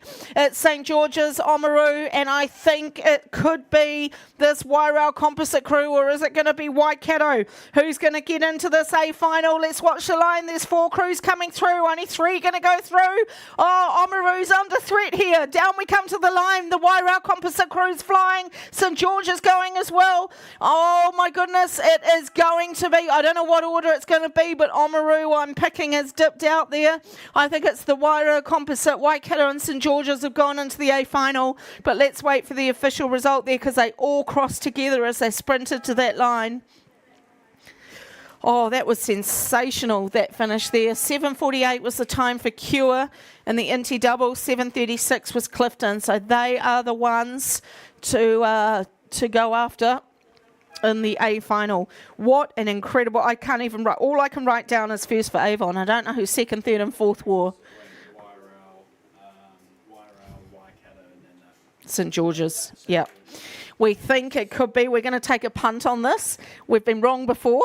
We were wrong yesterday, but let's go with Avon, Wairau Composite, Waikato, St George's. But just don't quote me on that. Let's wait for it to come through.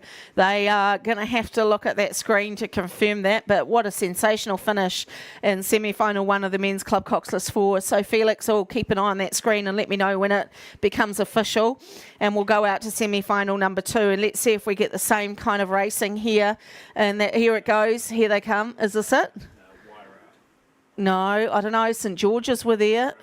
Maybe Wairau, St George's, and then back into Waikato. Anyway, let's go out to the second semi-final.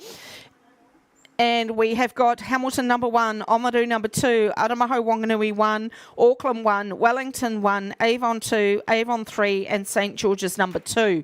So that looks like Avon, which Avon? 1, 2, 3. 1, 2, 3, 4, 5, 6.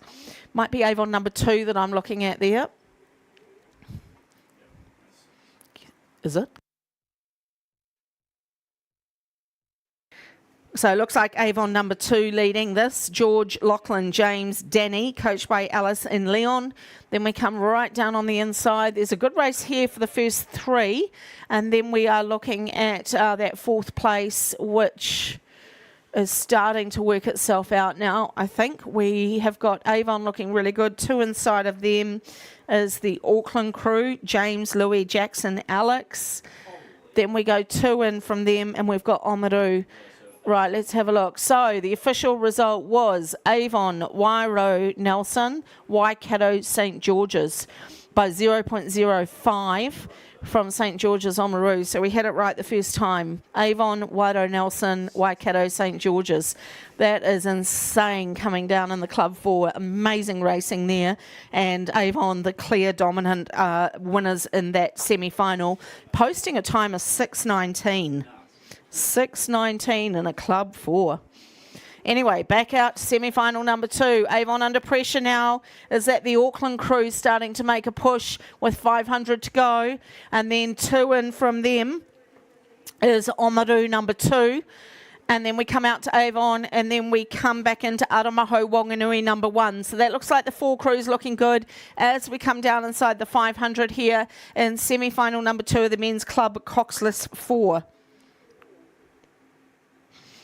We are going to have a break after this till 11:55 when we will bring down the men's under 22 pair or A final. So really, really excited to see that race. But down we come towards the finish, and this is all starting to bunch up on Avon now. It looks like Auckland sitting in the lead. The Auckland men out there in the middle of the course are swinging along beautifully on a bowside stroked 4.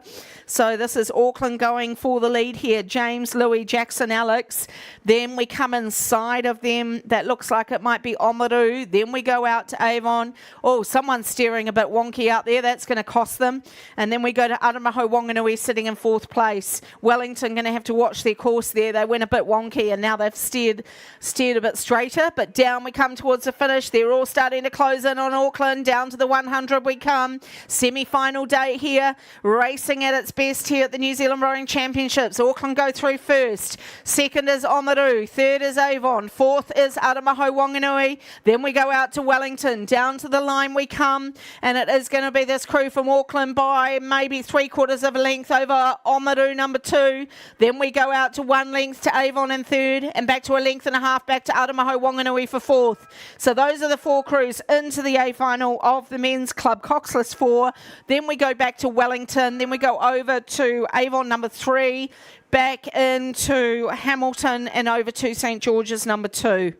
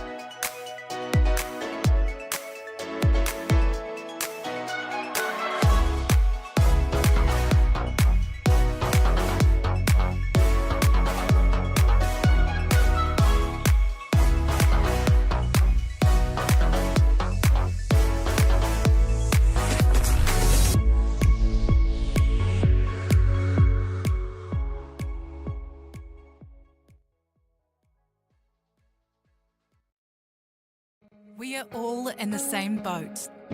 Our team invests in the same Milford funds as our clients. Find out more at milfordasset.com, official live stream partner to Rowing New Zealand. Milford, invested in you.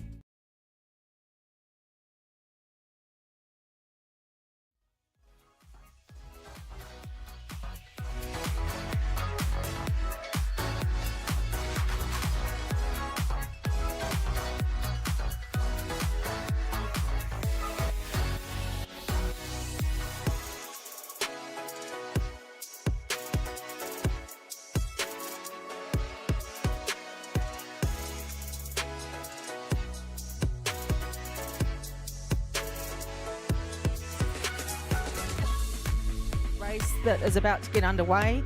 Race 209 on the program, men's under 22 pair or We have got Waikato number 2 in lane 1, Matthew Poulton, Adam Wilson. Lane 2 is Auckland number 2, Jackson Compain, Freddie Eadie. Lane 3, Cure number 1, Alex Fletcher, George Johnson.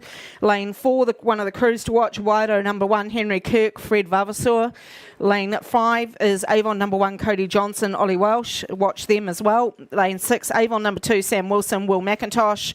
Lane 7, North Shore number 1, Simon Gertzema and Taig Farak. And lane 8, Tauranga number 1, Jack McClutchy and Matthew Ryder. That makes up the A final of the men's under 22 pair. And word on the street or down in the boat park, we would be looking for a bit of a race between lanes 4 and 5 in particular.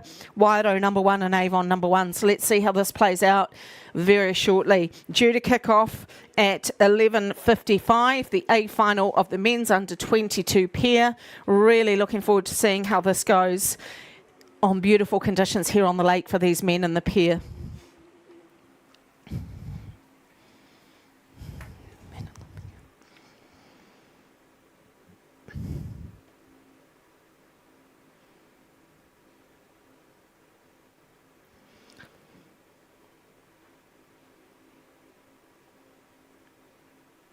We do have a light flashing, which would indicate that we're going to get underway very, very shortly. They've obviously got the okay to go shortly. That's Avon number 1 that you were looking at there, Cody Johnson and Oliver Welch. Beautiful scene there on the live stream that you can see of the race course. That is another view of Avon. You've got Cody and Ollie there, ready to go in that beautiful red boat. Dunstan Arm are the boat holders for this regatta. We've appreciated their assistance with this. Avon just holding on to the dongle there to make sure that their boat stays nice and straight until they start to do the roll call of the boats in the A final. Then he'll probably let go of that and be ready to come out of the blocks. So not quite ready to go yet, but you can see that light flashing, which probably signifies they're within the 2-minute start zone. And I would say they'll be underway any moment now in the under 22 pair. As soon as I see that crew on the outside Tauranga, as soon as I see them sit up, I know that the roll call will have taken place. Avon still looking super relaxed there. Right, so roll call happening. I'd say they're ready to go.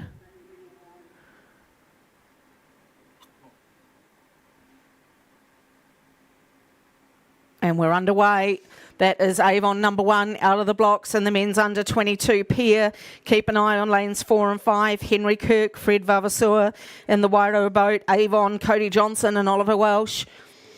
Ollie Welsh is an under-23 world champion, so he knows how to move a pair. He's gone out quicker than Wairoa.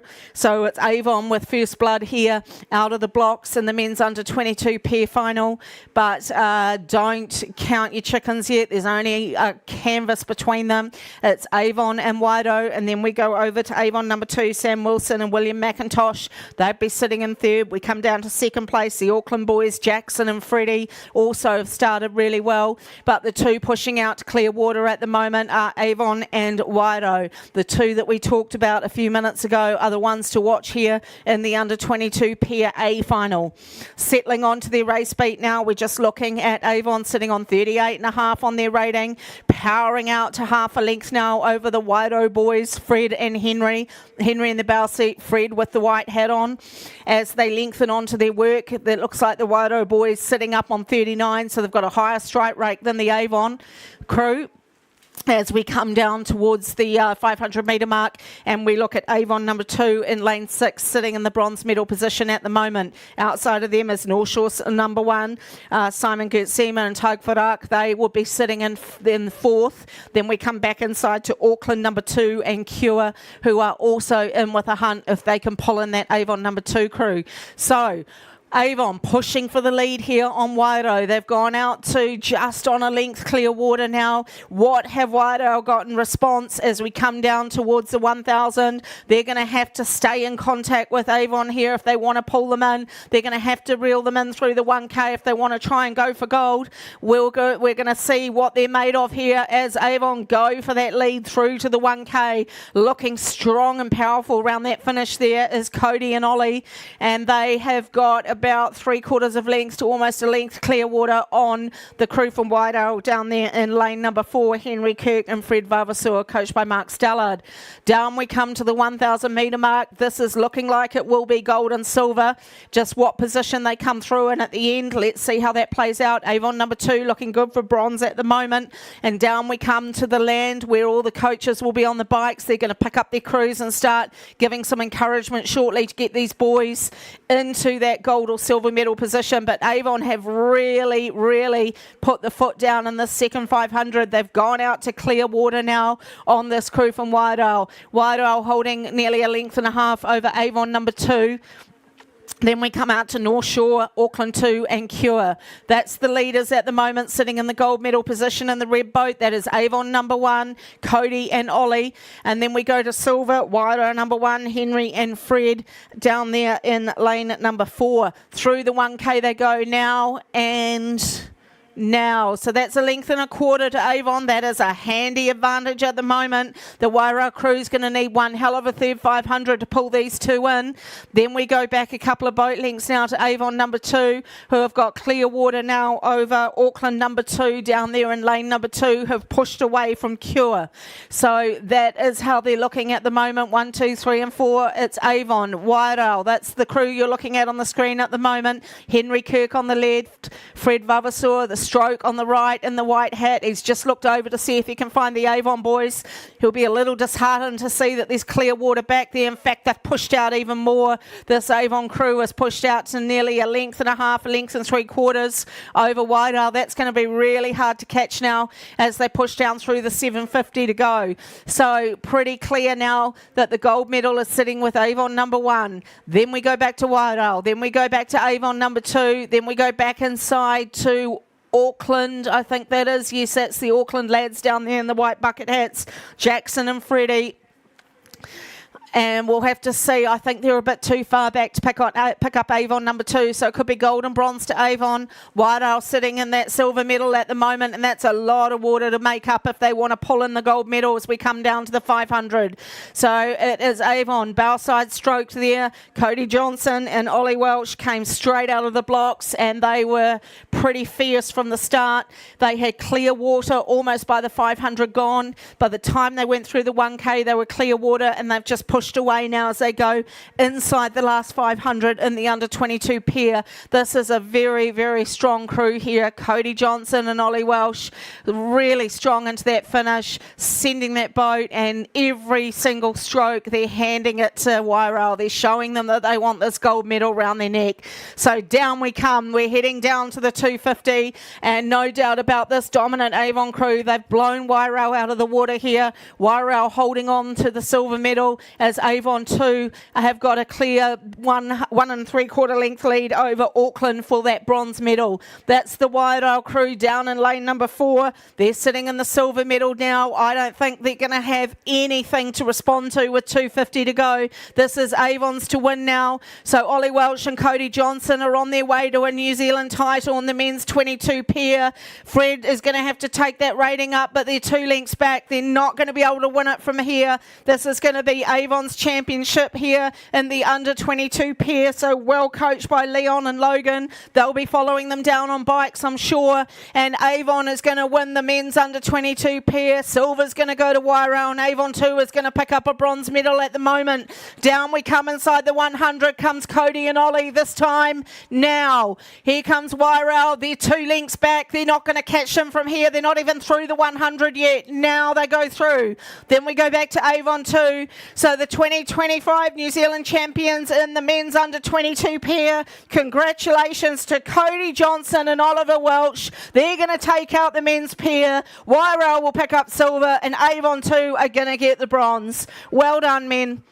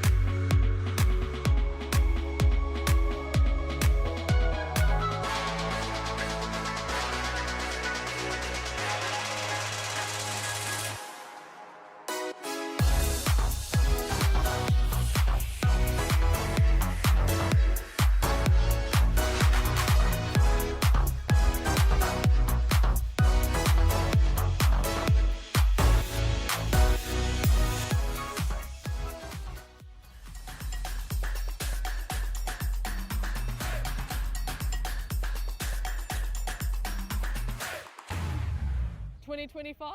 NZ Beach Sprint Champs. See you there.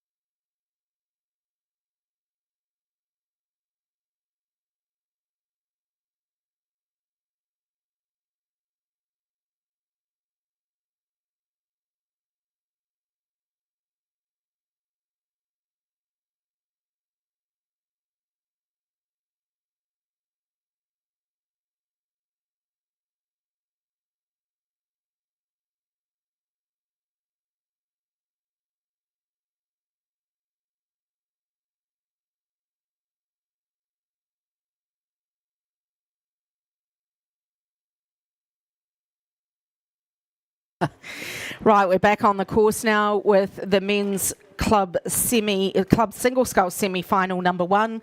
All crews out there racing, heading down towards the 500. A great start from lane number 4. That's Dunstan Arm Harrison Thode, ex-Otago Boys High School, and he was one of the heat winners in the heats here, coached by Simon Smith. So a great start from Harrison. He knows that Tim Winkler from Wellington is pretty fast, so he'll be keeping an eye on Tim as they head down towards the 1,000 metre mark.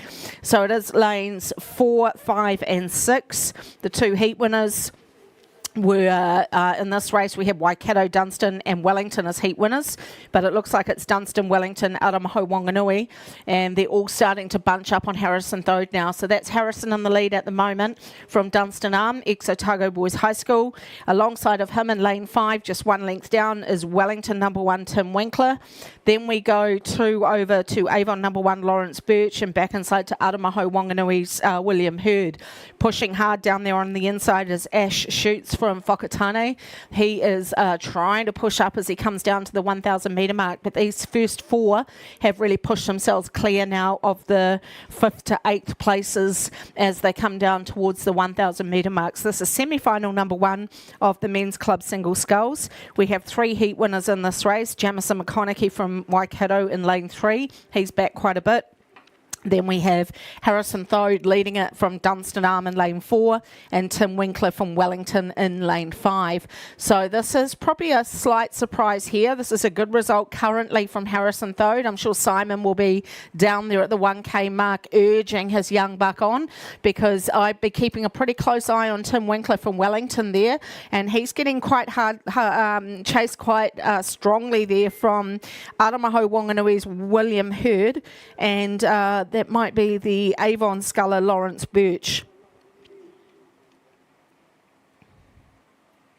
So we're inside the 1K, and this is a good move from Harrison Thode, the young guy out of Dunstan Arm. He partners up with Roland Ozanne in the double, and I think they won, was it the semi-final this morning? I saw them in something that they did pretty well in. So he will have done the kilometres there on Lake Dunstan over with Simon, and this guy will be incredibly fit. So let's see what Tim Winkler's got in response to Harrison's third 500. So that's your 1-2. Then we've got this battle between Aramaho Wanganui and Avon for 3rd and 4th, and then we come back down on the inside to Whakatane and Kua and Waikato's Jamison McConaughey, who was one of the heat winners. But these front 4 are pretty clear now as they come down to the 750, and here comes Tim Winkler. Tim Winkler is starting to get overlap now on Harrison Thode. Harrison Thode is going to have to hang on. Has he gone too hard in the first 1,200? Because here comes the Wellington sculler, here comes the Avon sculler. They're all closing up on Dunstan Arm number 1. Harrison Thode is going to have to stay calm here. They're all pushing up.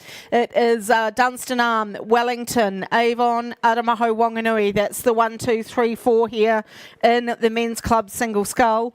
As we watch Harrison Thode, he's only half a length ahead now of Tim Winkler from Wellington. Wellington has got 3/4 of a length on Avon's Lawrence Birch. Lawrence Birch is sitting in 3rd place, and then we go back to William Hurd from Aramaho Wanganui.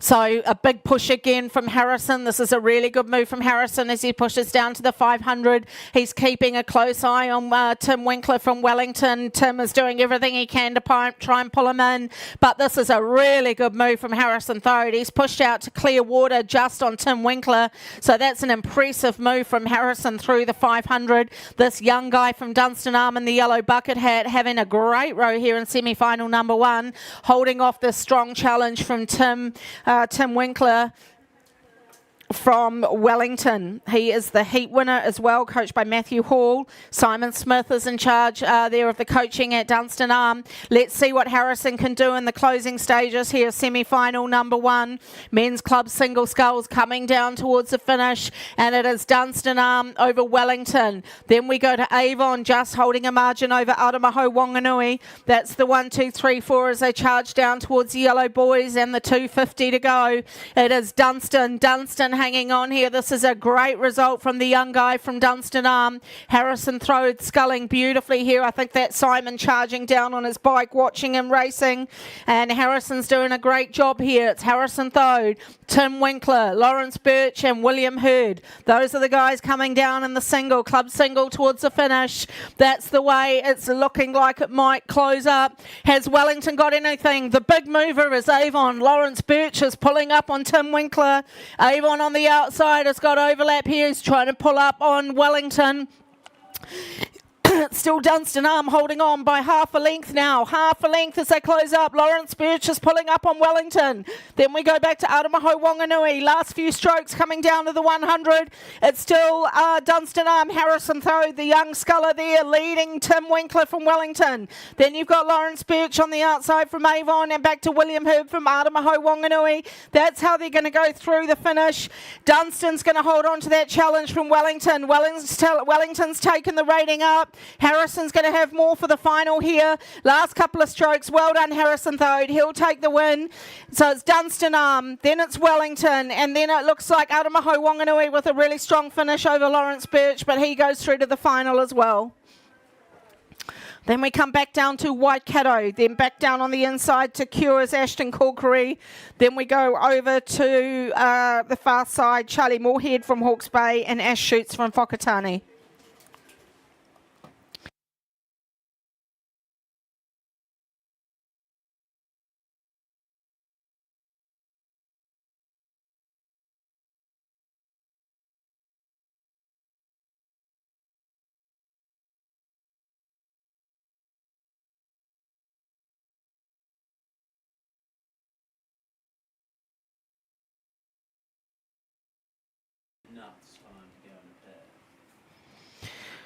So moving out to the semi-final number 2 of the men's club single sculls, just as we await the time for Harrison Thode, we have Otago Boys High School Henry Lucas, Taupo's Joseph Williams, Hamilton's Ethan Claridge, St George's Liam Cassidy, Nelson Sam Johnston, Waikato 2 Harry February, St George's 2 Frank Eisen, and Chuo University Hibiki Ishigaki. And that will be the makeup of semi-final number 2 in the men's club single sculls. The 3 heat winners are in the middle. The fastest heat time was set by Nelson Sam Johnston. He's out there in lane number 5, and that is why he's leading. So it is Nelson well and truly out in front here. The official time from Harrison Thode, 7:20:45. So let's see what Nelson does as he is looking to have nearly a length and 3/4 here over Liam Cassidy inside of him from St George's, sitting in second. Then we will go down inside of him to Ethan Claridge, and then we will probably go out potentially to Frank Eisen over Harry February, but only by about half a canvas.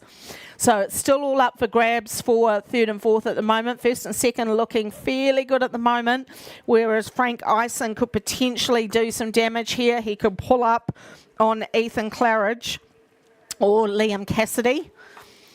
But it looks like Sam Johnston from Nelson has broken clear. He is going to be hard to catch from here as they go through. They've gone through that 750, and this is semi-final number 2 of the men's club single scull. And it is Nelson with the fastest heat time. Sam Johnston proving again that he's going to be hard to catch in the A final. Then we go back to 4 scullers going for 3 places in the A final. So this could turn into a real knuckle duster with 500 to go. Through goes Sam Johnston. He is through. He is leading this home. Then we come inside to Liam Cassidy. He looks like he'll go through in second. Can't see the others on that live stream now as we zoom in on Nelson and St George's. Inside of St George's is Ethan Claridge from Hamilton. This is going to be a knuckle duster down to the finish for 2nd, 3rd and 4th. Who's going to go through into the A final and join Nelson?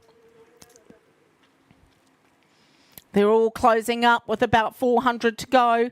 And here comes Nelson still holding on. It looks like Liam Cassidy's getting a little bit closer to him, but there's still clear water, a good length and a half between Sam Johnston and Liam Cassidy. Then we go back about another length to Ethan Claridge, a length and a quarter.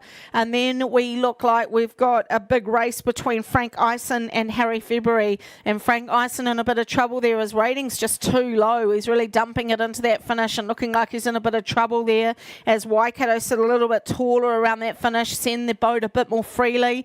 And I think we're going to see Harry February potentially go into that A final. In fact, he could pick up 3rd here as we come down towards the about 180, 190 metres left to travel. So it's Nelson. The fastest heat winning time is leading semi-final number 2. Then we go back a length and a half. We still have Liam Cassidy from St George's, coached by John Cook, sitting in 2nd place. Then we go down inside of him to to Ethan Claridge from Hamilton. And then we go over to Harry February from Waikato for that 4th spot. Down they come to the 100. Here we go. It is Nelson leading them home. So Nelson's going to go up against Harrison Thode in the A final. Through he goes this time now. Nelson's through. St George's now. Then we got Hamilton. Then we go over to Waikato. That's the 4 that will go through to the A final. Then we got Frank Eisen on the outside. We've also got down on the inside Joseph Williams from Taupo. Then we go over to Hibiki Ishigaki from Chuo University and Henry Lucas from Otago Boys. So good win there from Nelson. Pretty comfortable. Then we come inside of him to Hamilton. St George's and Waikato will also go through to the A final. So well done to those men for making the final of the men's club single sculls. We'll await the time, see how that compares to the 7:20.45 that Harrison Thode set a few minutes earlier.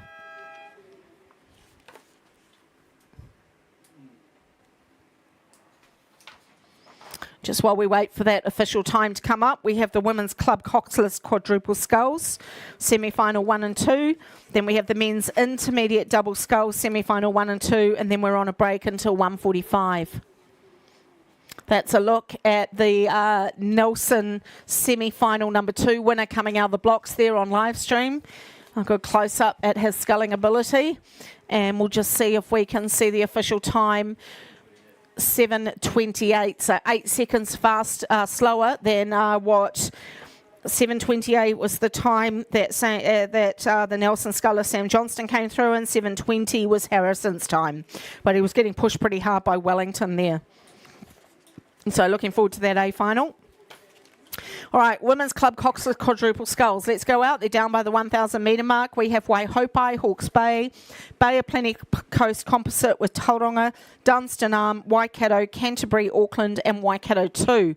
That is the semi-final number 1 makeup of the women's club coxless quadruple sculls. 4 into the A final and then the next 4 into the B final.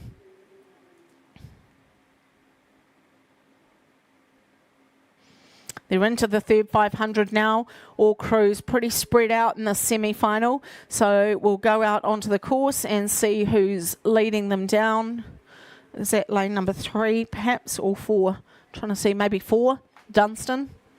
And then we've got Waikato sitting pretty level there with Canterbury. Then we go over to, is that Auckland down on the inside there? And then right over on the outside might be the Hawke's Bay ladies. But no doubt about Dunstan, they have clear water here. Maggie Hepburn, India Nichols, Olivia Olorenshaw and Bella Breen, coached by Simon Smith. Pretty sure Olivia's got a single a little bit later. I saw her name pop up on one of our sheets. There she is, 2:10. She's going out in the women's club single. So not much rest for her, but at least she's in a quad. So it's Dunstan, Waikato. Outside of Waikato is Canterbury. Then we go back down on the inside. I think that might be Hawke's Bay. I'll just double check.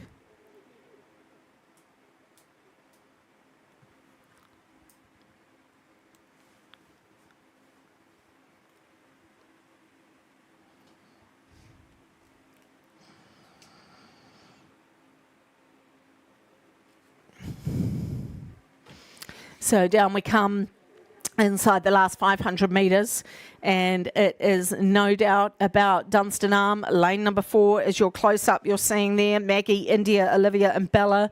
They are comfortable leaders here in the women's club coxless quadruple sculls. Semi-final number 1. They have a clear water advantage here over the other three crews looking to sit in that 2nd, 3rd and 4th position, which at the moment look to be Waikato. Canterbury moving hard here. Meredith, Georgia, Libby and Toby. And but still sitting about a length back on the Waikato crew of Senga, Kate, Peyton and Tegan.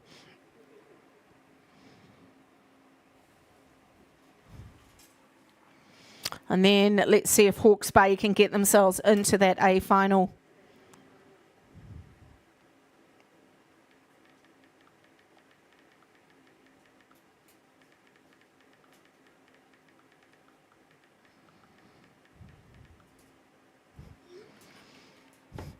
Looks like Dunstan just spreading their wings a bit there, pushing out to a bigger lead as they come down towards that 120 metre mark. And Dunstan are going to be, they're not going to be caught from here. They're going to be clear leaders here in semi-final number 1, cruising down towards the finish ahead of Waikato sitting in second. Waikato have got a clear water advantage here ahead of the crew from Canterbury. Then we go outside of Canterbury to Auckland. Ava, Tiaria, Setai and Jemima. They will also go through to the A final, and so well done to those 4 crews. Across goes Dunstan. Waikato go into the A final, a length and a quarter back to Canterbury, a length and a half back to Auckland, and then a very fast finish down on the inside here. Whoa, don't stop rowing. Something's just happened there to Hawke's Bay. Looks like they might have snapped an oar. They were really charging for the line here, and that's super unfortunate. Keep going, stern pair. Get yourself across the line, stern pair. Keep going.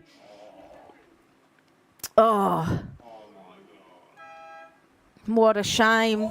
Oh.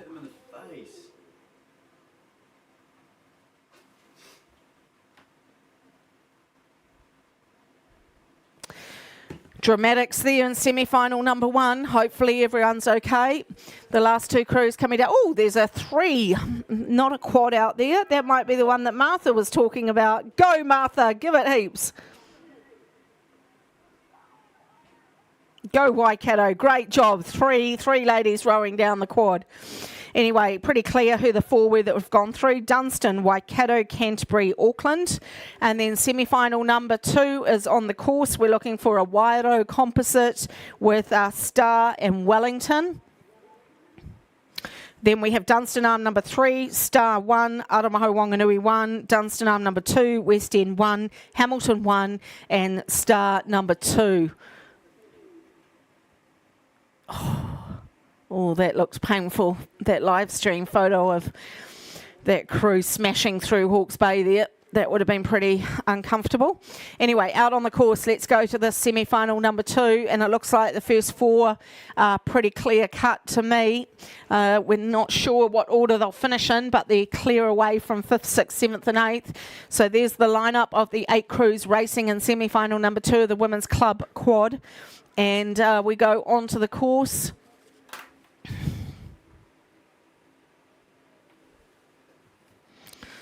Star potentially going quite well here. Just trying to get rid of that, the graphics on that screen there. Then I can have a good look at how this is going. Yeah, Star. So Star's looking really good. So are Dunstan Arm number 2. And inside of them, Aramaho Wanganui. And then we go over to... Is that Hamilton or West End? Might be West End down on the inside there. West End. Thanks, Felix. So those 4 looking pretty clear here. Just starting to see a big push now coming from Dunstan Arm number 2. Can they do the 1-2 here in the club quad? We have Drew, Neve, Lola and Ema. Oh, 7 minutes 87. 7:00:87 was the time for Dunstan Arm number 1. And then we go another 7.63 seconds back to Waikato, Canterbury 3.97s back, and then Auckland 4.88. So those 4 crews into the A final. Now we come down towards the last 500 as they go through now, and it is Dunstan Arm. Then we come inside of Dunstan Arm number 2 to Aramaho Wanganui, chasing them hard as Star, and then we go over to West End number 1, Eileen, Georgia, Milan, and Isabel. The Aramahu Wanganui crew, they usually have a lot of gas left for the last 250, so watch out for Te Atakura, Ava, Beatrice and Ruby. And as I say that, they pull up to within 3/4 of length of Dunstan number 2. Then we go inside of them again, the Star crew of Olive, Ruhi, Gracie, Ella. They are looking pretty good here for a top 3 finish, and then we go out to West End. So those are the 4 crews that will go through at this stage into the A final of the Women's Club Coxless Quadruple Sculls. We've got 2 more races coming up, then we're on another break, and we'll have a change of commentary for the afternoon. And I think Ian will be coming on, potentially. Ian or Russell will be back on. So still Dunstan Arm hanging on here. They've got only about half a length over Aramaho Wanganui. Aramaho Wanganui a length and a half now over Star, and Star a similar distance back to West End. Those four looking good.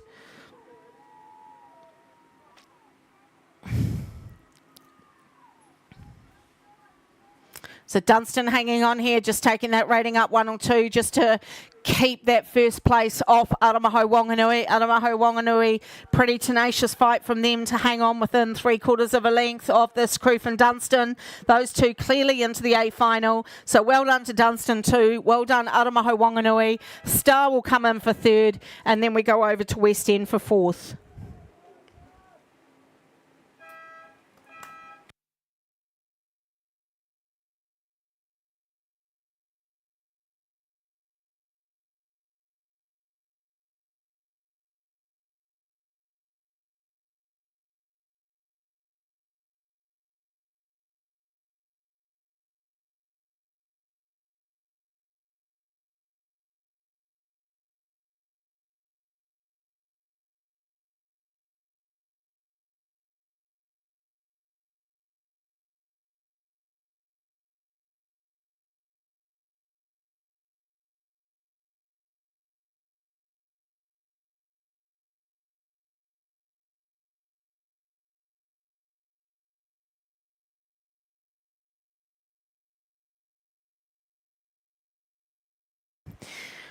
So just a reminder, ladies and gentlemen, we'll just go up to that next semi-final in a moment, but the 2025 Rowing New Zealand Beach Sprint Championships are going to be held on the 5th and 6th of April at Orewa Beach in Auckland. You can enter currently on Row It, and there is all sorts of event categories on there to cater for everyone's age groups and ability. So 2025 Rowing New Zealand Beach Sprint Championships, 5th and 6th of April at Orewa Beach. And if you head on to Row It, you'll be able to enter that or see if there's an event category that would suit your school or club team or Masters team. Anyway, back out in front of us, let's go to these doubles. The men's intermediate double sculls semi-final number 1. We have got Mercer 1, West End 2, Waikato 1, Aramaho Wanganui 1, Dunstan Arm 1, West End 1, Porirua 1 and Union 1. Right, let's see how this is going. Felix, who is up there in the front there? That's Yellow Blaze. I'm going to go with Aramaho Wanganui. And then West End. And then back into Waikato, and then Dunstan Arm. So those will be the 4 crews looking good for the A final at the moment. And right down on the inside, that might be Mercer, but just trying to, it's a bit shady on the live stream there for me to see that. Anyway, good work here from Aramaho Wanganui, Achilles Paikea and Charlie Brown. They are looking really good here. They've just got clear water on the West End lads. Sean Brooks-Adams and crew Ellis Williams, they are sitting in 2nd place.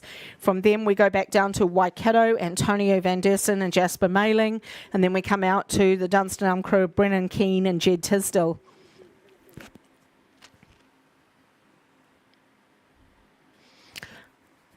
Not far off the 500 to go now, and it is still, there they go, they're going right through it right now. That's Aramaho Wanganui still in the lead, but pushing up the West End boys, Sean and crew out there in lane number 6. They are trying to push up on that crew from Aramaho Wanganui, probably about half a length down, 3/4 of a length down at the moment.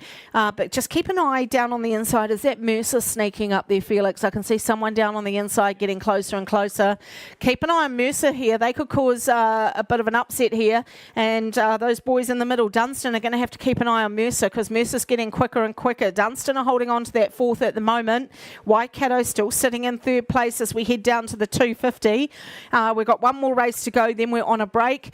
But at the moment, no doubt about who's leading this one. These boys from Aramaho Wanganui, Achilles and Charlie, going really well. Axel will be pleased with his lads here, doing a great job in the intermediate double sculls, and they are sitting about 3/4 of a length clear on West End Rowing Club in lane 6. That's Sean Brooks-Adams and crew Ellis Williams. 3rd place is still just with Waikato, but who's that having a rule? That's Dunstan. Dunstan boys picking it up. So haven't seen Mercer go that extra gear now, so I think they're going to run out of room now. They're not going to pick these other two up. It's just going to be a race between Dunstan and Waikato for third and fourth. Down we come to the 100. It's Aramaho Wanganui, then it's West End, then it's Dunstan and Waikato. That's the 1, 2, 3, 4. Mercer's just gone up now. Mercer's taken the rating up, but I think they could run out of runway. They're going to have to be exceptionally fast from here. It's Aramaho Wanganui inside the 100. West End are through. Oh, it's super close. It's just Dunstan by half a canvas over Waikato. Then we go back down to Mercer. Then we go over to Porirua Union and back inside to West End number 2. Down to the line we come. Aramaho Wanganui will take the win. West End will be second. And I think, oh, it's going to be super close. Who's going to take it? Maybe Waikato will sneak through. Waikato, Dunstan, then Mercer in for that 5th place.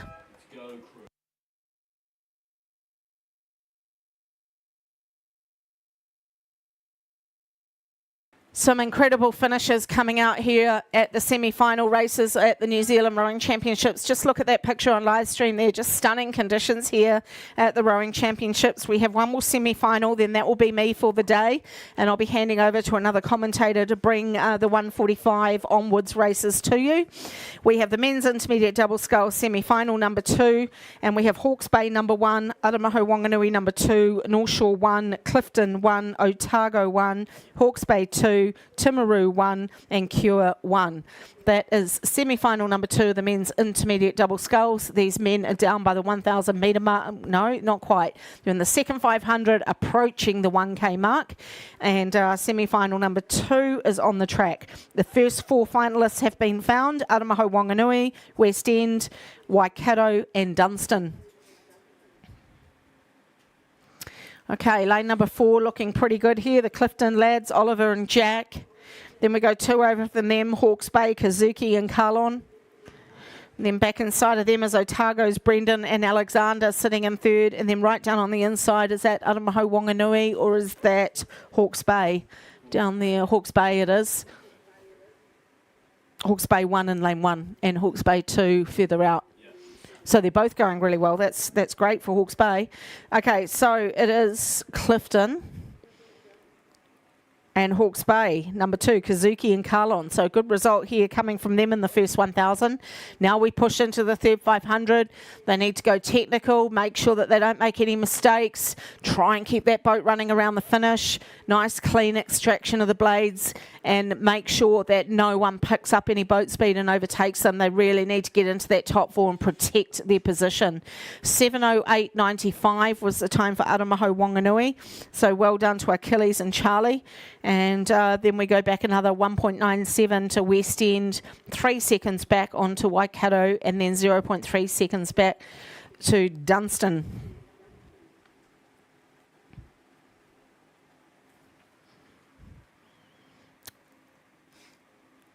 Just look at the push from that stroke seat in the Clifton boat. He is really accelerating into the finish.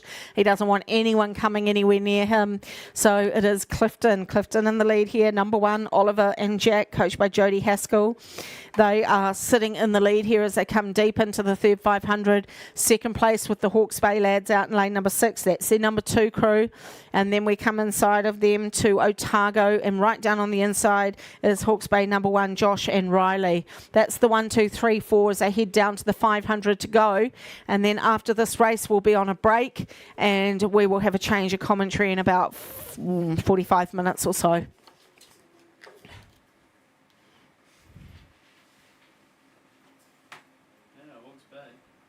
Yeah, good defence here from the Clifton boys, but Hawke's Bay also keeping an eye on Otago and their number 1 crew down on the inside in lane 1. So this will be pretty impressive to get 2 Hawke's Bay crews into the intermediate double sculls A final. So they're well and truly inside the last 500 to go. It's still Clifton, Hawke's Bay, Otago and Hawke's Bay number 1. That's the 1, 2, 3, 4. From there we come back to Aramaho Wanganui number 2. That's Jordan and Keenan, but they'd be sitting in 5th. Beautiful conditions on the lake here for these intermediate double sculls.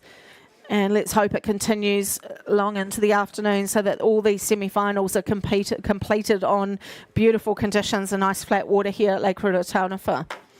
So it is Clifton holding on here as we come down towards the 250. In fact, I think they've actually lengthened their lead. They've accelerated away from these other competitors. And if anything, it's Hawke's Bay number 1 that's trying to push up on their number 2 crew. Number 2, Hawke's Bay number 2 and lane 6 are holding on to that second place, Kazuki and Carlin.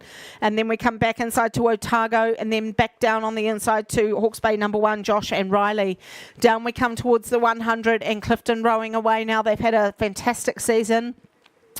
I've been watching the Clifton Club all season up at Lake Karapiro, and they're performing well here at the New Zealand Rowing Championships. Through the 100 they go now. They've got nearly 2 lengths on that crew from Hawke's Bay. Hawke's Bay have got about a length on Otago, and then Hawke's Bay number 1 coming up on the inside. Really quickly comes Hawke's Bay number 1. Can they overtake Otago as they come down to the line? No one's going to catch Clifton. Clifton will take the win. They'll go into the A final and line up beside Aotearoa Wanganui number 1. Can they beat the time of 7:08? Now we come down to the finish as Hawke's Bay number 2. Oh, great finish from Hawke's Bay number 1. They're going to take third off Otago. So well done, Hawke's Bay number 1, and Otago will go through in 4th. Then we come back down to Aotearoa Wanganui number 2, over to Timaru, back into North Shore and over to Cure.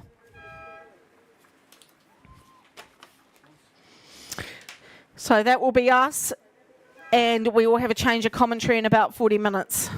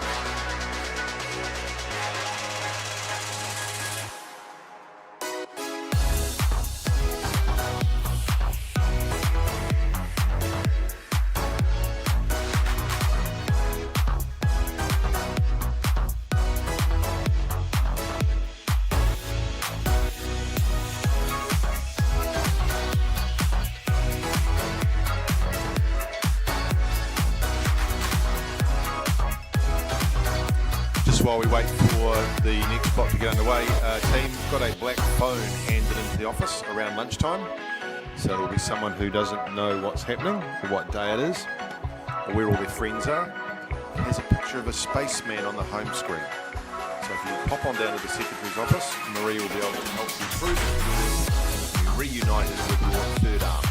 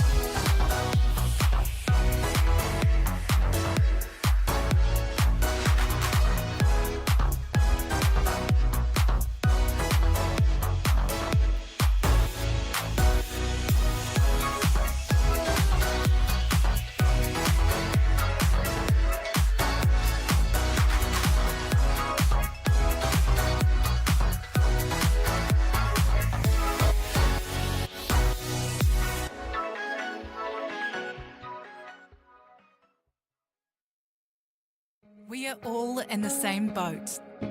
Our team invests in the same Milford funds as our clients. Find out more at milfordasset.com, official live stream partner to Rowing New Zealand. Milford, invested in you.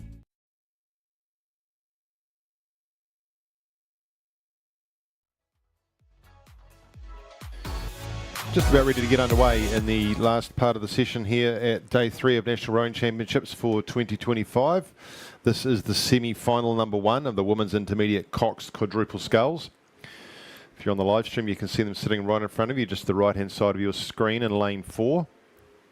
Cure Boating Club will give you the field, though, in lane 1. West End number 1. Lane 2 is North Shore 1. Lane 3, Aramaho Whanganui Rowing Club 1. Lane 4, Cure Boating Club 1. Lane 5 is Clifton 1. Lane 6 is Tauranga 1. Lane 7 is North End 1. Lane 8 is Waihopai 1. So sponsored by Mr. Whippy. So if you're on course and feeling a bit peckish, I'm sure Steve would love to see you out the back. Not due to go for another 5 minutes, but they look like they're ready. And they are almost at attention. A couple of the cocks are still holding on to the droppers. Good shot there of Clifton.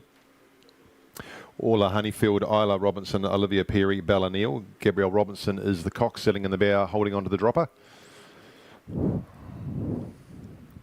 So the Women's Intermediate Cox Quadruple Sculls just waiting for this first semi-final to get underway. And we're looking at Clifton. They are the North Island champions. Secured that at North Island Rowing Championships 3 weeks ago in a time of 7:53. So they'll be the ones to beat in this. But right alongside them in lane 4, they've got Cure Boating Club, Annabelle Hurst, Ella Barnes, Perry Stevenson, Macy Barnes, Annabelle Scott, the Cox. They are the South Island champions, and they're off. We're underway in this first semi-final of the Women's Intermediate Coxed Quads, and a good start out of the middle there, right in lane 5 by Cure Boating Club. And they're out to half a canvas already, just on the outside of them, and joining them is Tauranga, and that's Carlina Steiner, K.R. Burney, Catherine McIver, Lara Menifee, and Pippa McMillan sitting there in the Cox's seat. Then we go outside of Cure in lane 4 to Aramaho Whanganui, the North Island bronze medalist. That's Lauren Davies, Abigail Roy, Ruby Bullock, Ruby Hoekstra, and Morgan Wood. Out to a nice clean start with the the arrow effect as we see it. We go across into North End number 1 out there in lane number 7, Waihopai in lane 8, right across the other side then to North Shore 1 in lane 2, West End 1 in lane number 1. Through the start sequence they go. They're through 250 metres, so we're starting to lengthen now, and it's a nice handy lead there for the crew from Clifton. They're almost out to Clearwater. They've got a boat length there on Cure on the right hand side of them as you look at the screen. Then straight across to Tauranga. We go across the other side to Aramaho Whanganui, and then right next to them is North Shore, just sneaking up right alongside them. Out there into lane 7 is North End 1. That's Libby Clifton, Olivia Adam, Brianna Patterson, Annie Tocker and Riley Elliott. And just the left of your screen and on the outside in lane 8, Waihopai 1, Stacey Thompson, Billy Joe Crooks, Mackenzie Milne and Sophie Condell with Poppy Fraser Brown, the Cox. Nice panning shot from the drone as they head up towards that 500 metre mark. First 500 nearly done for them, and it's clear water there for Clifton. Very strong start there. Gabrielle Robinson sticking to the game plan she's given as they go past that 500 metre mark, and they're out to a boat length and a half already. Next best would be Cure. We come across to Tauranga. Cure have got about 2 seats on them.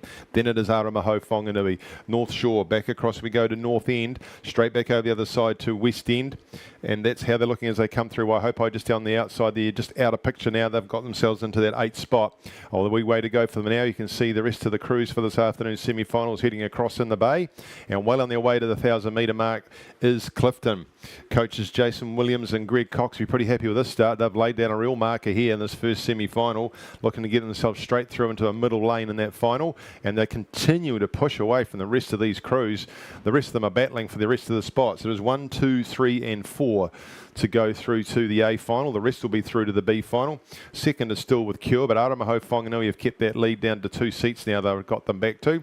Then we go back on the outside looking at where Tauranga are. They're under pressure from the crew from North Shore, just sneaking along nicely there in lane 2. They've just moved ahead now of Tauranga. We're up for that 4th spot between those crews.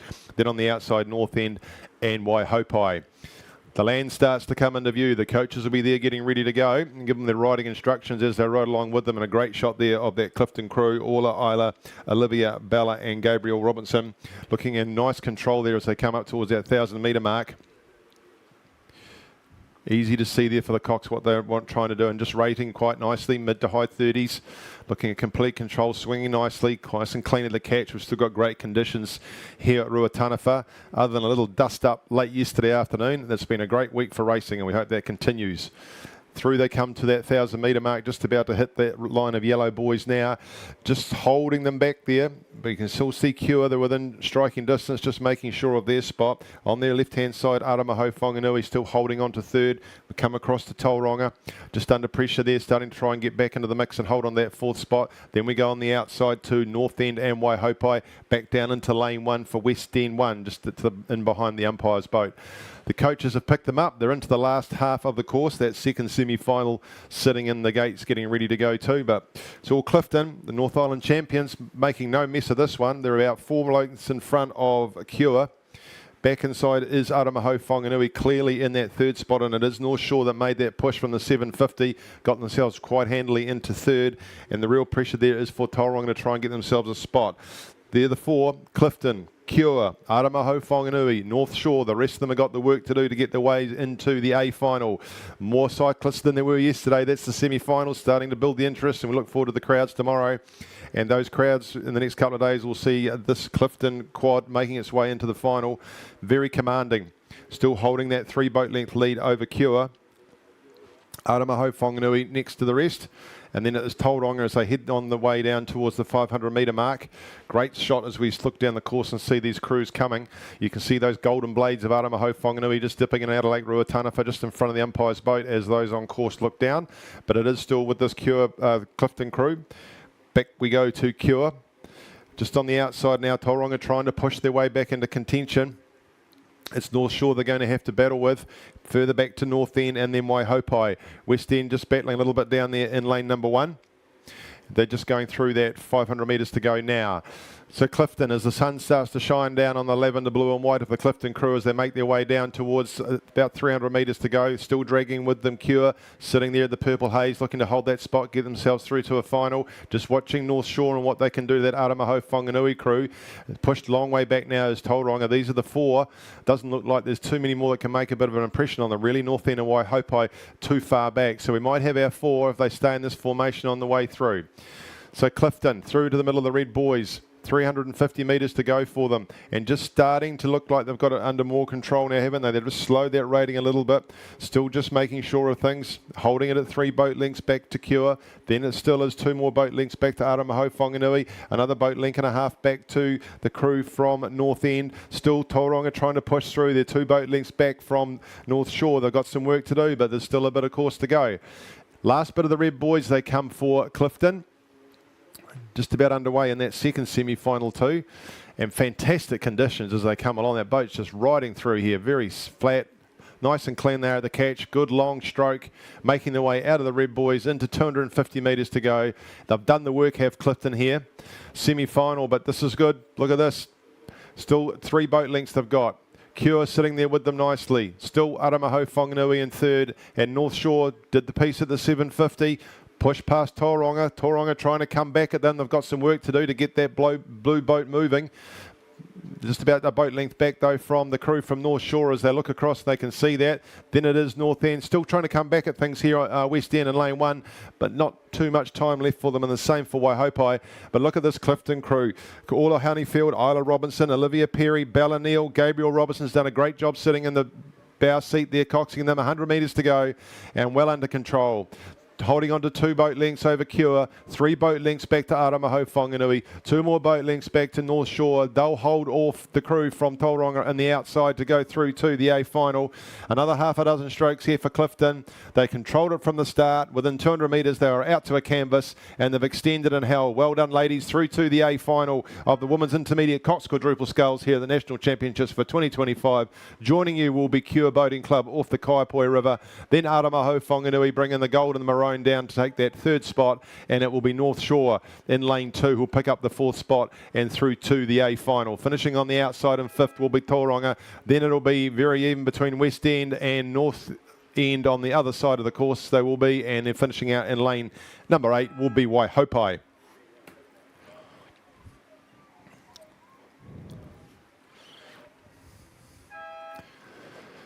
They're through 500 metres in the second semi-final.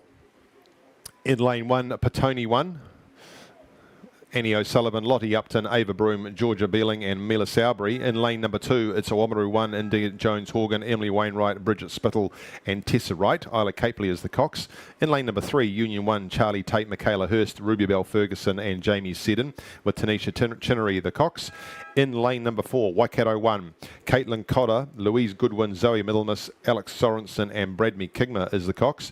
In lane number 5, Dunstan Arm 1, Dana Leishman, Alia Cunningham, Charlotte McKenzie and Charlotte Crosby, with Fed Phillips at the cox. Lane number 6 is Star Boating Club 1, Tobiah Lenhart, Sophie Kavanagh, Ruhi Powdrow and Awatea Wallace, with Marama Wallace the cox. Lane number 7 is Avon Composite 1. That's a composite between Avon and Dunstan Arm, with Summer Phillips from Dunstan. And then we've got Faya Wayman, Lucy Brown and Ella Keys from Avon. Hazel Brown is the cox. Lane number 8, Mercer 1, Elizabeth Sharp, Cameron Price, Nikki Rue, Alexis Moody with Rebecca Clatt is the cox.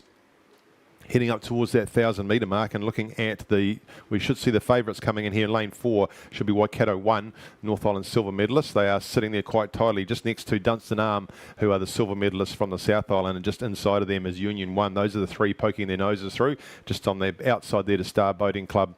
And then we go back to the Avon Composite and Mercer as they're making their way up towards that 1,000 metre mark just out of the bay.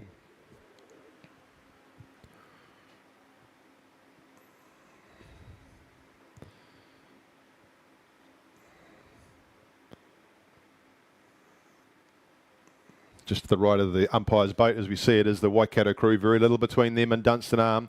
There would be half a canvas. Then we go back to Union just in beside them, but it's Star Boating Club just pushed in front of Union, and just watching Awamaru in the yellow down there in lane number 2. This could be closer. We're looking for 1, 2, 3 and 4 to go through to the A final. confirming the time for that first semi-final. Clifton 1 going through in a time of 7:25. That's a good time. We think the Cure Boating Club won the South Island Championships in 7:36. Clifton have gone through 11 seconds quicker than that in the semi-final. So we'll see what they can do later on in the piece. But it is, in this case here, Waikato heading up through past the 1,000 metre mark towards 750 to go. On their right-hand side is still the Dunstan Arm crew, holding on to second. Then we come back to Star Boating Club, just nicely sitting there, but they've been pushed back into third again by Oamaru. So Oamaru just pushing into third. Indy Joes Horgan and Emily and Bridget and Tessa. Isla Capely doing the cox in there, trying to sneak through in lane number 2. They're holding on to third just over Star Boating Club out there in lane 6. And Union are right alongside the crew from Oamaru. So we've got 5 crews there looking to get 4 out of them. If we go back further, we can go on the outside to Mercer, back inside to the Avon Composite, just ahead of Mercer, then down to Petone 1 in lane number 1. You can see them there in the bright yellows. They make their way up lane 1. But still is just half a canvas now. Dunstan pushing past Waikato.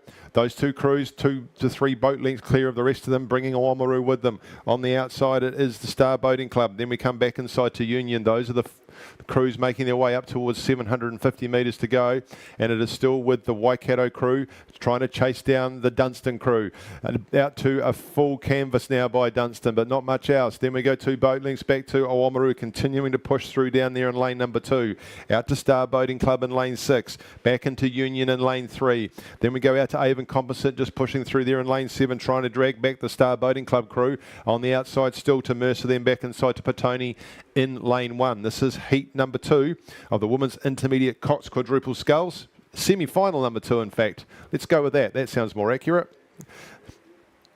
And just continue to extend now, though, Dunstan. They're out to 2 seats, taking Waikato with them, and that's pushing away from the rest of the field. Oamaru have got that third nicely at the moment. It's just the battle now between Union, Star Boating Club and Oamaru. Those 3, 2 of them are going to go through and one's going to miss out. This is where the battle looks to be. Nice little ripple starting to go across the lake as they head up towards 350 metres to go.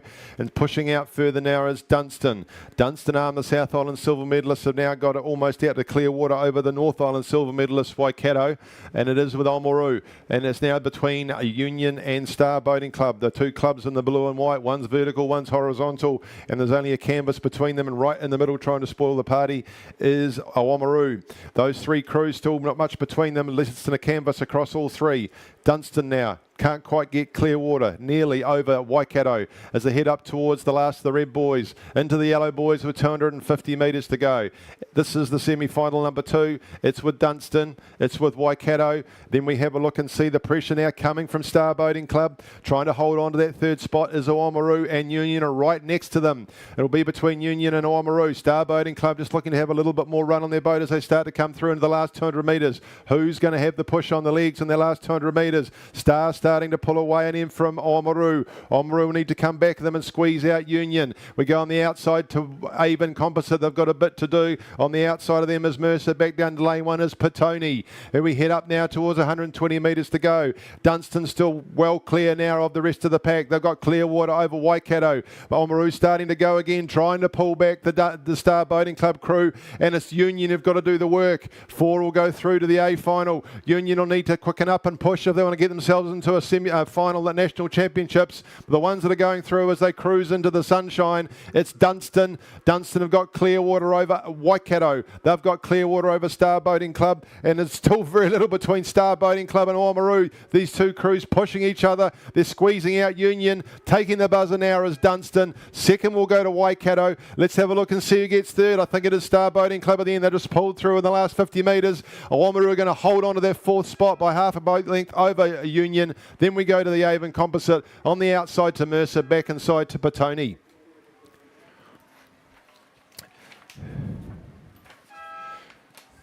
Back we run down the course, race 219. It's the men's club, Coxless Quadruple Sculls in lane 1. Oamaru 1, Ned Newlands, Carter, Cowper Lynch, Patrick Spillane, Cody Marshall. Lane number 2, Waikato 1, Jaden King, Harry February, Jasper Mailing and Jameson McConaughey. And lane number 3, Wellington 1, Jason Theobald, Sid McQueen, Oliver Florence and Tim Winkler. In lane number 4, it's Auckland 1, Talisman Lloyd, James Little, Jackson Campaign Andrew McBain.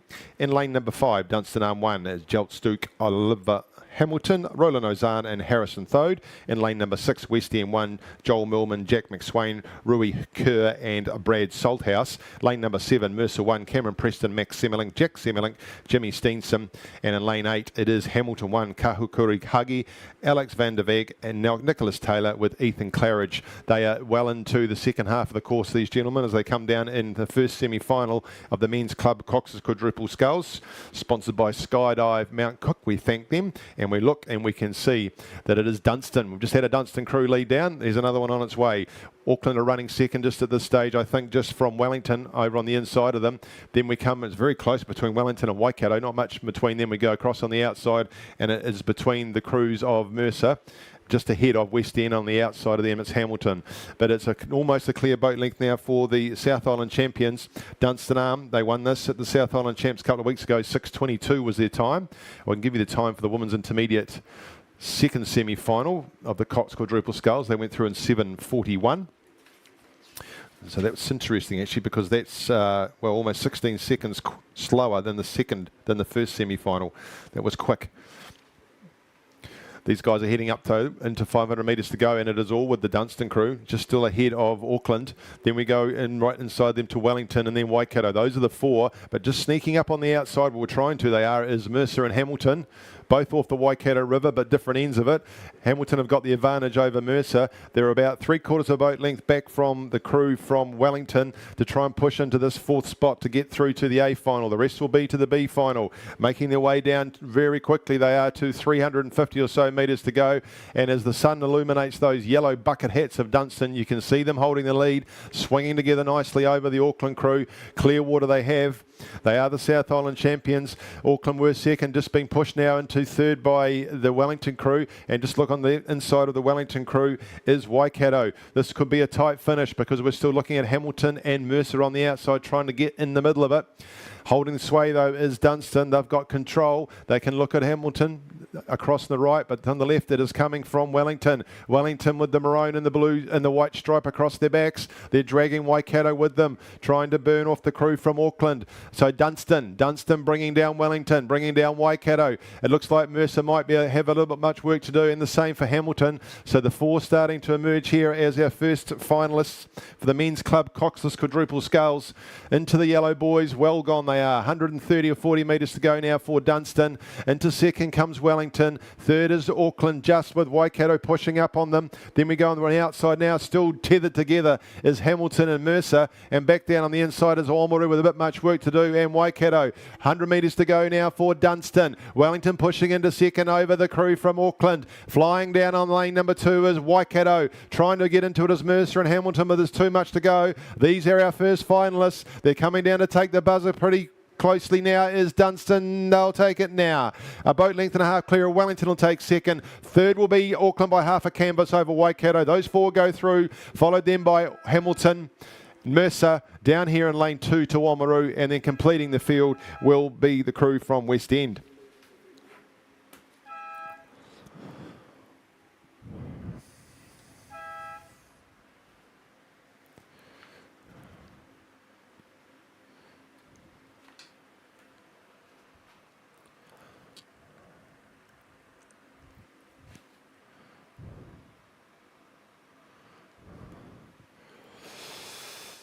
Just started now in the second semi-final of the Men's Club Coxless Quadruple Sculls, brought to you by Skydive Mount Cook. They're underway. Just through the first 250 or so metres they are. We'll just get you the time for that first semi-final. That'll come shortly. We'll give you the field now for the second semi-final. In lane number 1, it's Hamilton 2, Quinn Howard Shee, Merle Moons, Johnny Butler, Caden Talfa. In lane number 2, Whakatane Composite between Whakatane and Taupo, Joseph Williams, Travis Talpos, Ash Schultz and Alex Ironmonger. Lane number 3, Aramaho Whanganui, Bryn Morgan, William Hurd, Joshua Cordini and Toby Harris. Lane number 4, Canterbury 1, Noah Visser, Sam Clark, Oliver Ellis, Tim Chapman. In lane number 5 is Nelson 1, Ollie Hawkins, Ethan Ethan Steele, Sam Johnson and Flynn Mercer. Lane number 6 is Avon 1, Sam Mones, James Tavendale, Lockie Nicholas, Lawrence Birch. Lane number 7 is Hawke's Bay 1, Charlie Moorhead, Logan Ballantyne, Willie, George Nelson and Adam Vanderpeet. And in lane number 8 is a Dunstan Arm composite between Dunstan and Twizel, Ralph Henderson and Jack McClellan from Twizel, Liam Pyle and Max Smith from Dunstan Arm. Up through 500 metres they go. Just to the left of the umpire boat is the Canterbury crew. You can see them there in the white. Silver medalists in the South Islands just recently. That first semi-final just waiting for the time. And they went through in 6:23. Ooh, pretty quick. Dunstan won that in the South Islands in 6:22, so bodes well for a good final for the men's club coxless quadruple sculls. So we have the first 4. Let's see who's going to join them. It looks at this stage of Canterbury are holding an advantage over Nelson and come back over to Aramaho Whanganui, just sitting there in the glistening sun. But just ahead of them on the inside in lane 2 is Whakatane Composite. Then we go across to Nelson, and right next to them is Avon, just on the outside of Avon, Hawke's Bay. And then we look at Dunstan Arm Composite number 2, completing the field, very little between them and Hamilton 2 down there in lane 1. But it is that Canterbury crew and Nelson, and just outside of them is Avon. So the 3 South Island crews. Avon, of course, were bronze medalists in the South Island Championships here a couple of weeks ago. Those 3 crews are head up towards the 1,000 metre mark, just holding an advantage. Avon then would have almost a clear, or have got clear water now over Hawke's Bay in lane 7. They've just snuck back into behind Aramaho Whanganui, sitting there in lane 3, and they've only got half a canvas over Whakatane Composite. So if those crews can sort of hold those other 3 leading crews back, we could be in for a good finish in the second semi-final. Just right in front of camera there is the Dunstan Arm Composite, sitting just behind Hawke's Bay number 1. Men's Club Cox's quadruple sculls, second semi-final. Still great sculling conditions here at Lake Ruataniwha. And those 3 crews now moving through. And it still is Canterbury just though, but not much between them and Nelson and Avon. Between all of them, they're still within a canvas. Then we go back 3/4 of a boat length to Aramaho Whanganui. Still can't shake off Whakatane Composite. They're hanging in there and putting them under some pressure. Hamilton too have made a good move since the 1,000 metre mark. They're starting to push up on those crews from Whakatane Composite. Then we go outside of Avon to Hawke's Bay and the Dunstan Arm Composite just ahead of them. It might all come from the inside lanes. Might be a little bit tougher in the outside today. A little of the breeze just going across from that point. Sits there nicely still with Canterbury. They've held the lead from the 500 metre mark, coached by Josh Schmidt. And just holding on to them is the Nelson crew, coached by Bob Gilchrist. They've still got half a canvas, have Canterbury over Nelson. There, these 2 crews just starting to burn off the crew from Avon. And still hanging in there is the crew from Aramaho Whanganui and Whakatane. Just watching Avon, they'll have to keep moving. That crew there from Hamilton 2 and lane 1 isn't out of it yet either. There's very little between these 5 crews. In fact, the 6 of them, there would be 2 boat lengths across the lot of them. They're heading up now towards 500 metres to go. Just out of it though now is Hawke's Bay and the Dunstan Arm Composite. They've got too much work to do, I think, even this far out, the way these other crews are rowing. Still looking nice and comfortable as that Canterbury crew. Not rating too highly as Nelson. I think they've got a kick to come. And Aramaho Whanganui still sitting there, but Whakatane have pushed up on them. Whakatane's just starting to draw level with the Aramaho Whanganui crew. They're trying to burn off the Hamilton crew. Looking to me like Avon are struggling a little bit now. It's Canterbury still there with half a canvas over Nelson. They're bringing with them Whakatane and the crew from Hamilton also on the inside. Aramaho Whanganui still holding on to back into 4th. Avon have kicked again. They've got to the 500 and decided to put some more pressure on. This is going to be a good finish. There's 5 crews levelling up. I don't think Hamilton are going to be in the middle of it now. It still is with Canterbury the lead. Canterbury with half a canvas over Nelson. Avon coming back into it and pushing now ahead of Aramaho Whanganui. There's a babble now between the Whakatane Composite and Aramaho Whanganui. That's Whakatane with Taupo. Coming up now through the last of the red boys. It'll soon be 250 metres to go. It's still Canterbury over Nelson and then Avon. Oh, there's a line-up now between Avon, Whakatane Composite and Aramaho Whanganui. Someone's going to miss out. Hamilton are trying to push back through in lane number 1, but they've got a bit to do. Then we go outside to Hawke's Bay and Dunstan Arm Composite are gone. It's with the Canterbury still. Nelson trying to push up on them. Avon hanging there. Whakatane trying to push on Aramaho Whanganui. There's only a babble between them. Up now towards 150 metres to go. The supporters are yelling at them. You better get yelling shortly. It's Canterbury over Nelson and then Avon are holding 3rd. Whakatane Composite a babble in front of Aramaho Whanganui. Canterbury have got the lead. They'll hold on to this. They'll go go through. They'll take Nelson with them, but it's anybody's guess for the next two. Aramaho Whanganui trying to crank those handles and get themselves moving quickly. They're trying to push through on Whakatane. It's Bowball for Bowball as they come down. Canterbury got the lead. Canterbury holding on to the lead over Nelson, and then it's with Avon on the outside. Avon need to keep pushing. Here comes Whakatane in lane 2, trying to push past Aramaho Whanganui. Aramaho Whanganui are going to hold on to 4th though. Avon finished 3rd. Oh, it's a photo. Oh, that'll be on the bush. Oh, dear me. Canterbury have won it. Nelson have come 2nd. And then I think it's Avon in a photo for 4th. Down here in lane 1, while all that was happening, Hamilton 2 have completed the course, as have Hawke's Bay in lane 7 and Dunstone Composite in lane 8. Hold all tickets, please.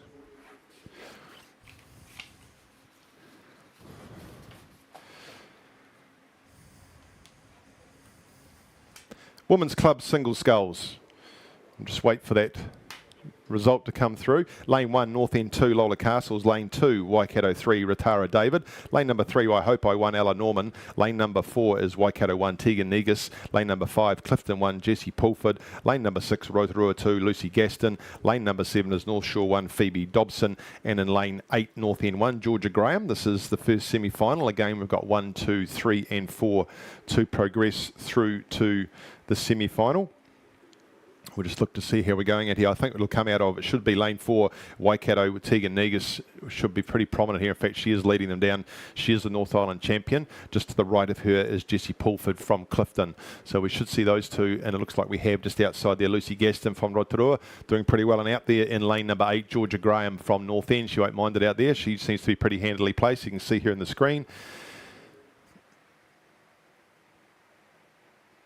Just waiting for that official result to come in. It's very close. It looks like it's official for the semi-final, second semi-final, the men's club coxless quad. Canterbury 6:24.82, very similar time to the previous race. Second was Nelson, third was Avon, and then 0.2 of a second behind, taking the 4th spot through to the A final, Whakatane Composite. Snuck through on lane 2, just edging out by 0.09 of a second, Aramaho Whanganui. Crikey, no wonder I'm bald. Right, we go out into the middle of the course. It is with lane 4. Tegan Negus doing a wonderful job here. She's 2 boat lengths clear, bringing the rest of this field down here from Jessie Pulford, who was the silver medalist in the North Island. So these two scullers know each other pretty well. Lucy Gaston from Rotorua doing a great job, and they're just a boat length and behind. And then we go back on the inside to North End. Actually, North End flanking this field. Lola Castles down there in lane 1 is holding 3rd, just ahead of Ratara David from Waikato. So 1, 2, 3 and 4 to go through. We then go on the outside to North End number 1, which is Georgia Graham, as I said before. Then back inside to North Shore, it looks like, Phoebe Dobson, and in lane 3, Ella Norman from Waihopai. Up towards 500 metres to go very shortly. And looking very nice, long stroke there from Tegan Negus. Looking very comfortable. Should be enjoying the conditions down there in lane number 4.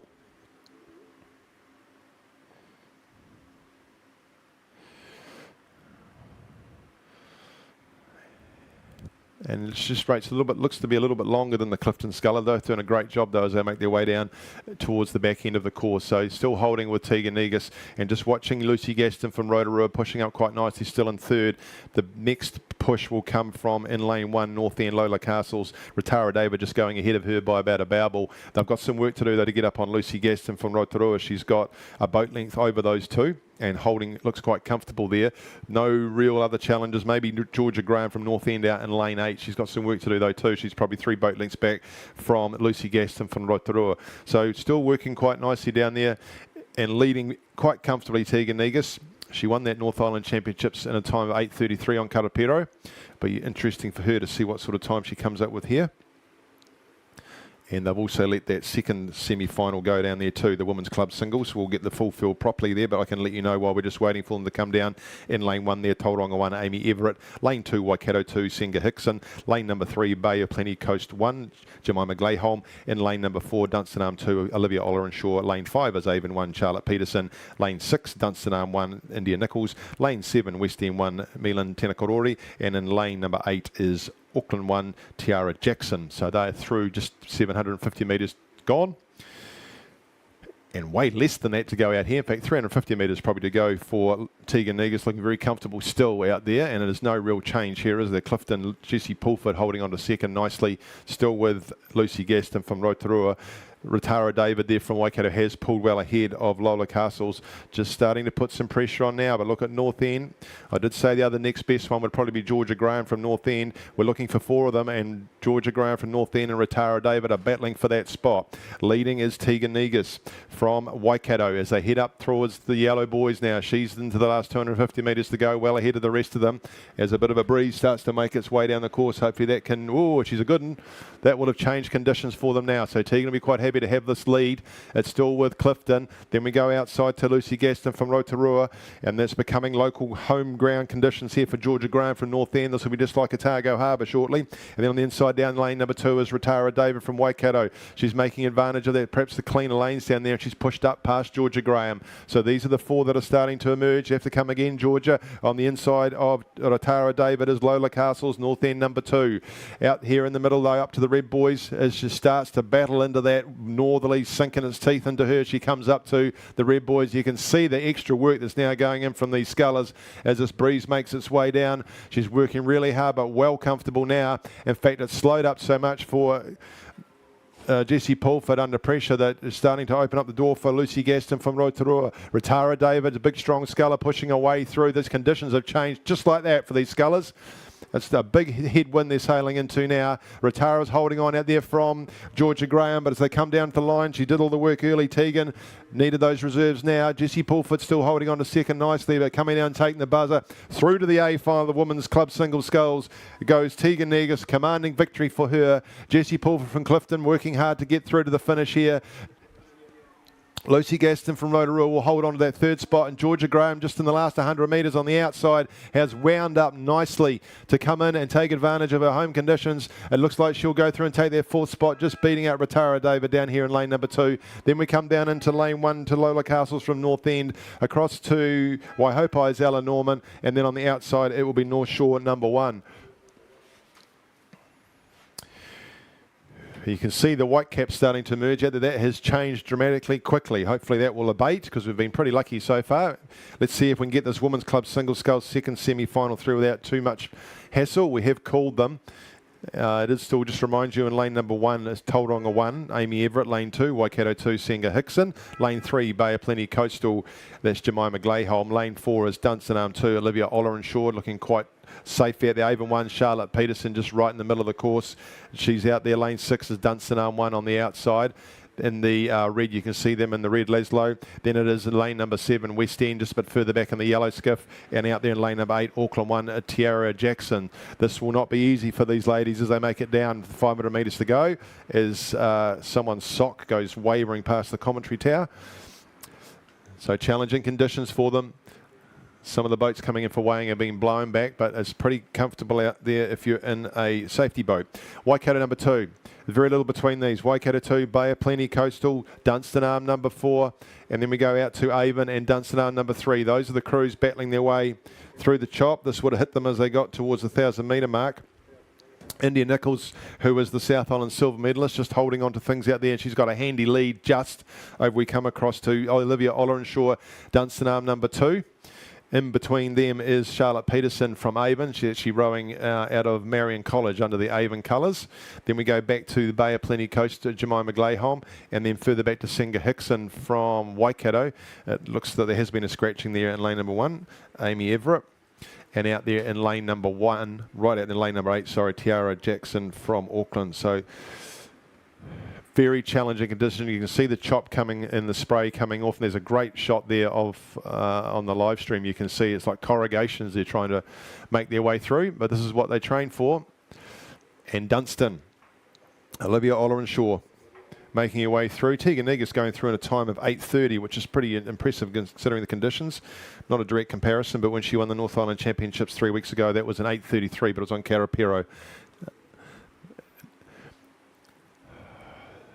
Dunstan, and then back inside to Bay of Plenty Coastal. Quite apt, probably, isn't it, given the conditions? Then Waikato. Then we go outside to West End and Auckland number 1. Just really battling out there in those outside lanes. Not a fun place to be. But toughest teak, the Scullers. Great shot there of an Aon winner, the Laszlo from previous seasons, and the red and white. I see the Laszlo's for Mardi Cup this year. A nice sharp looking white and black.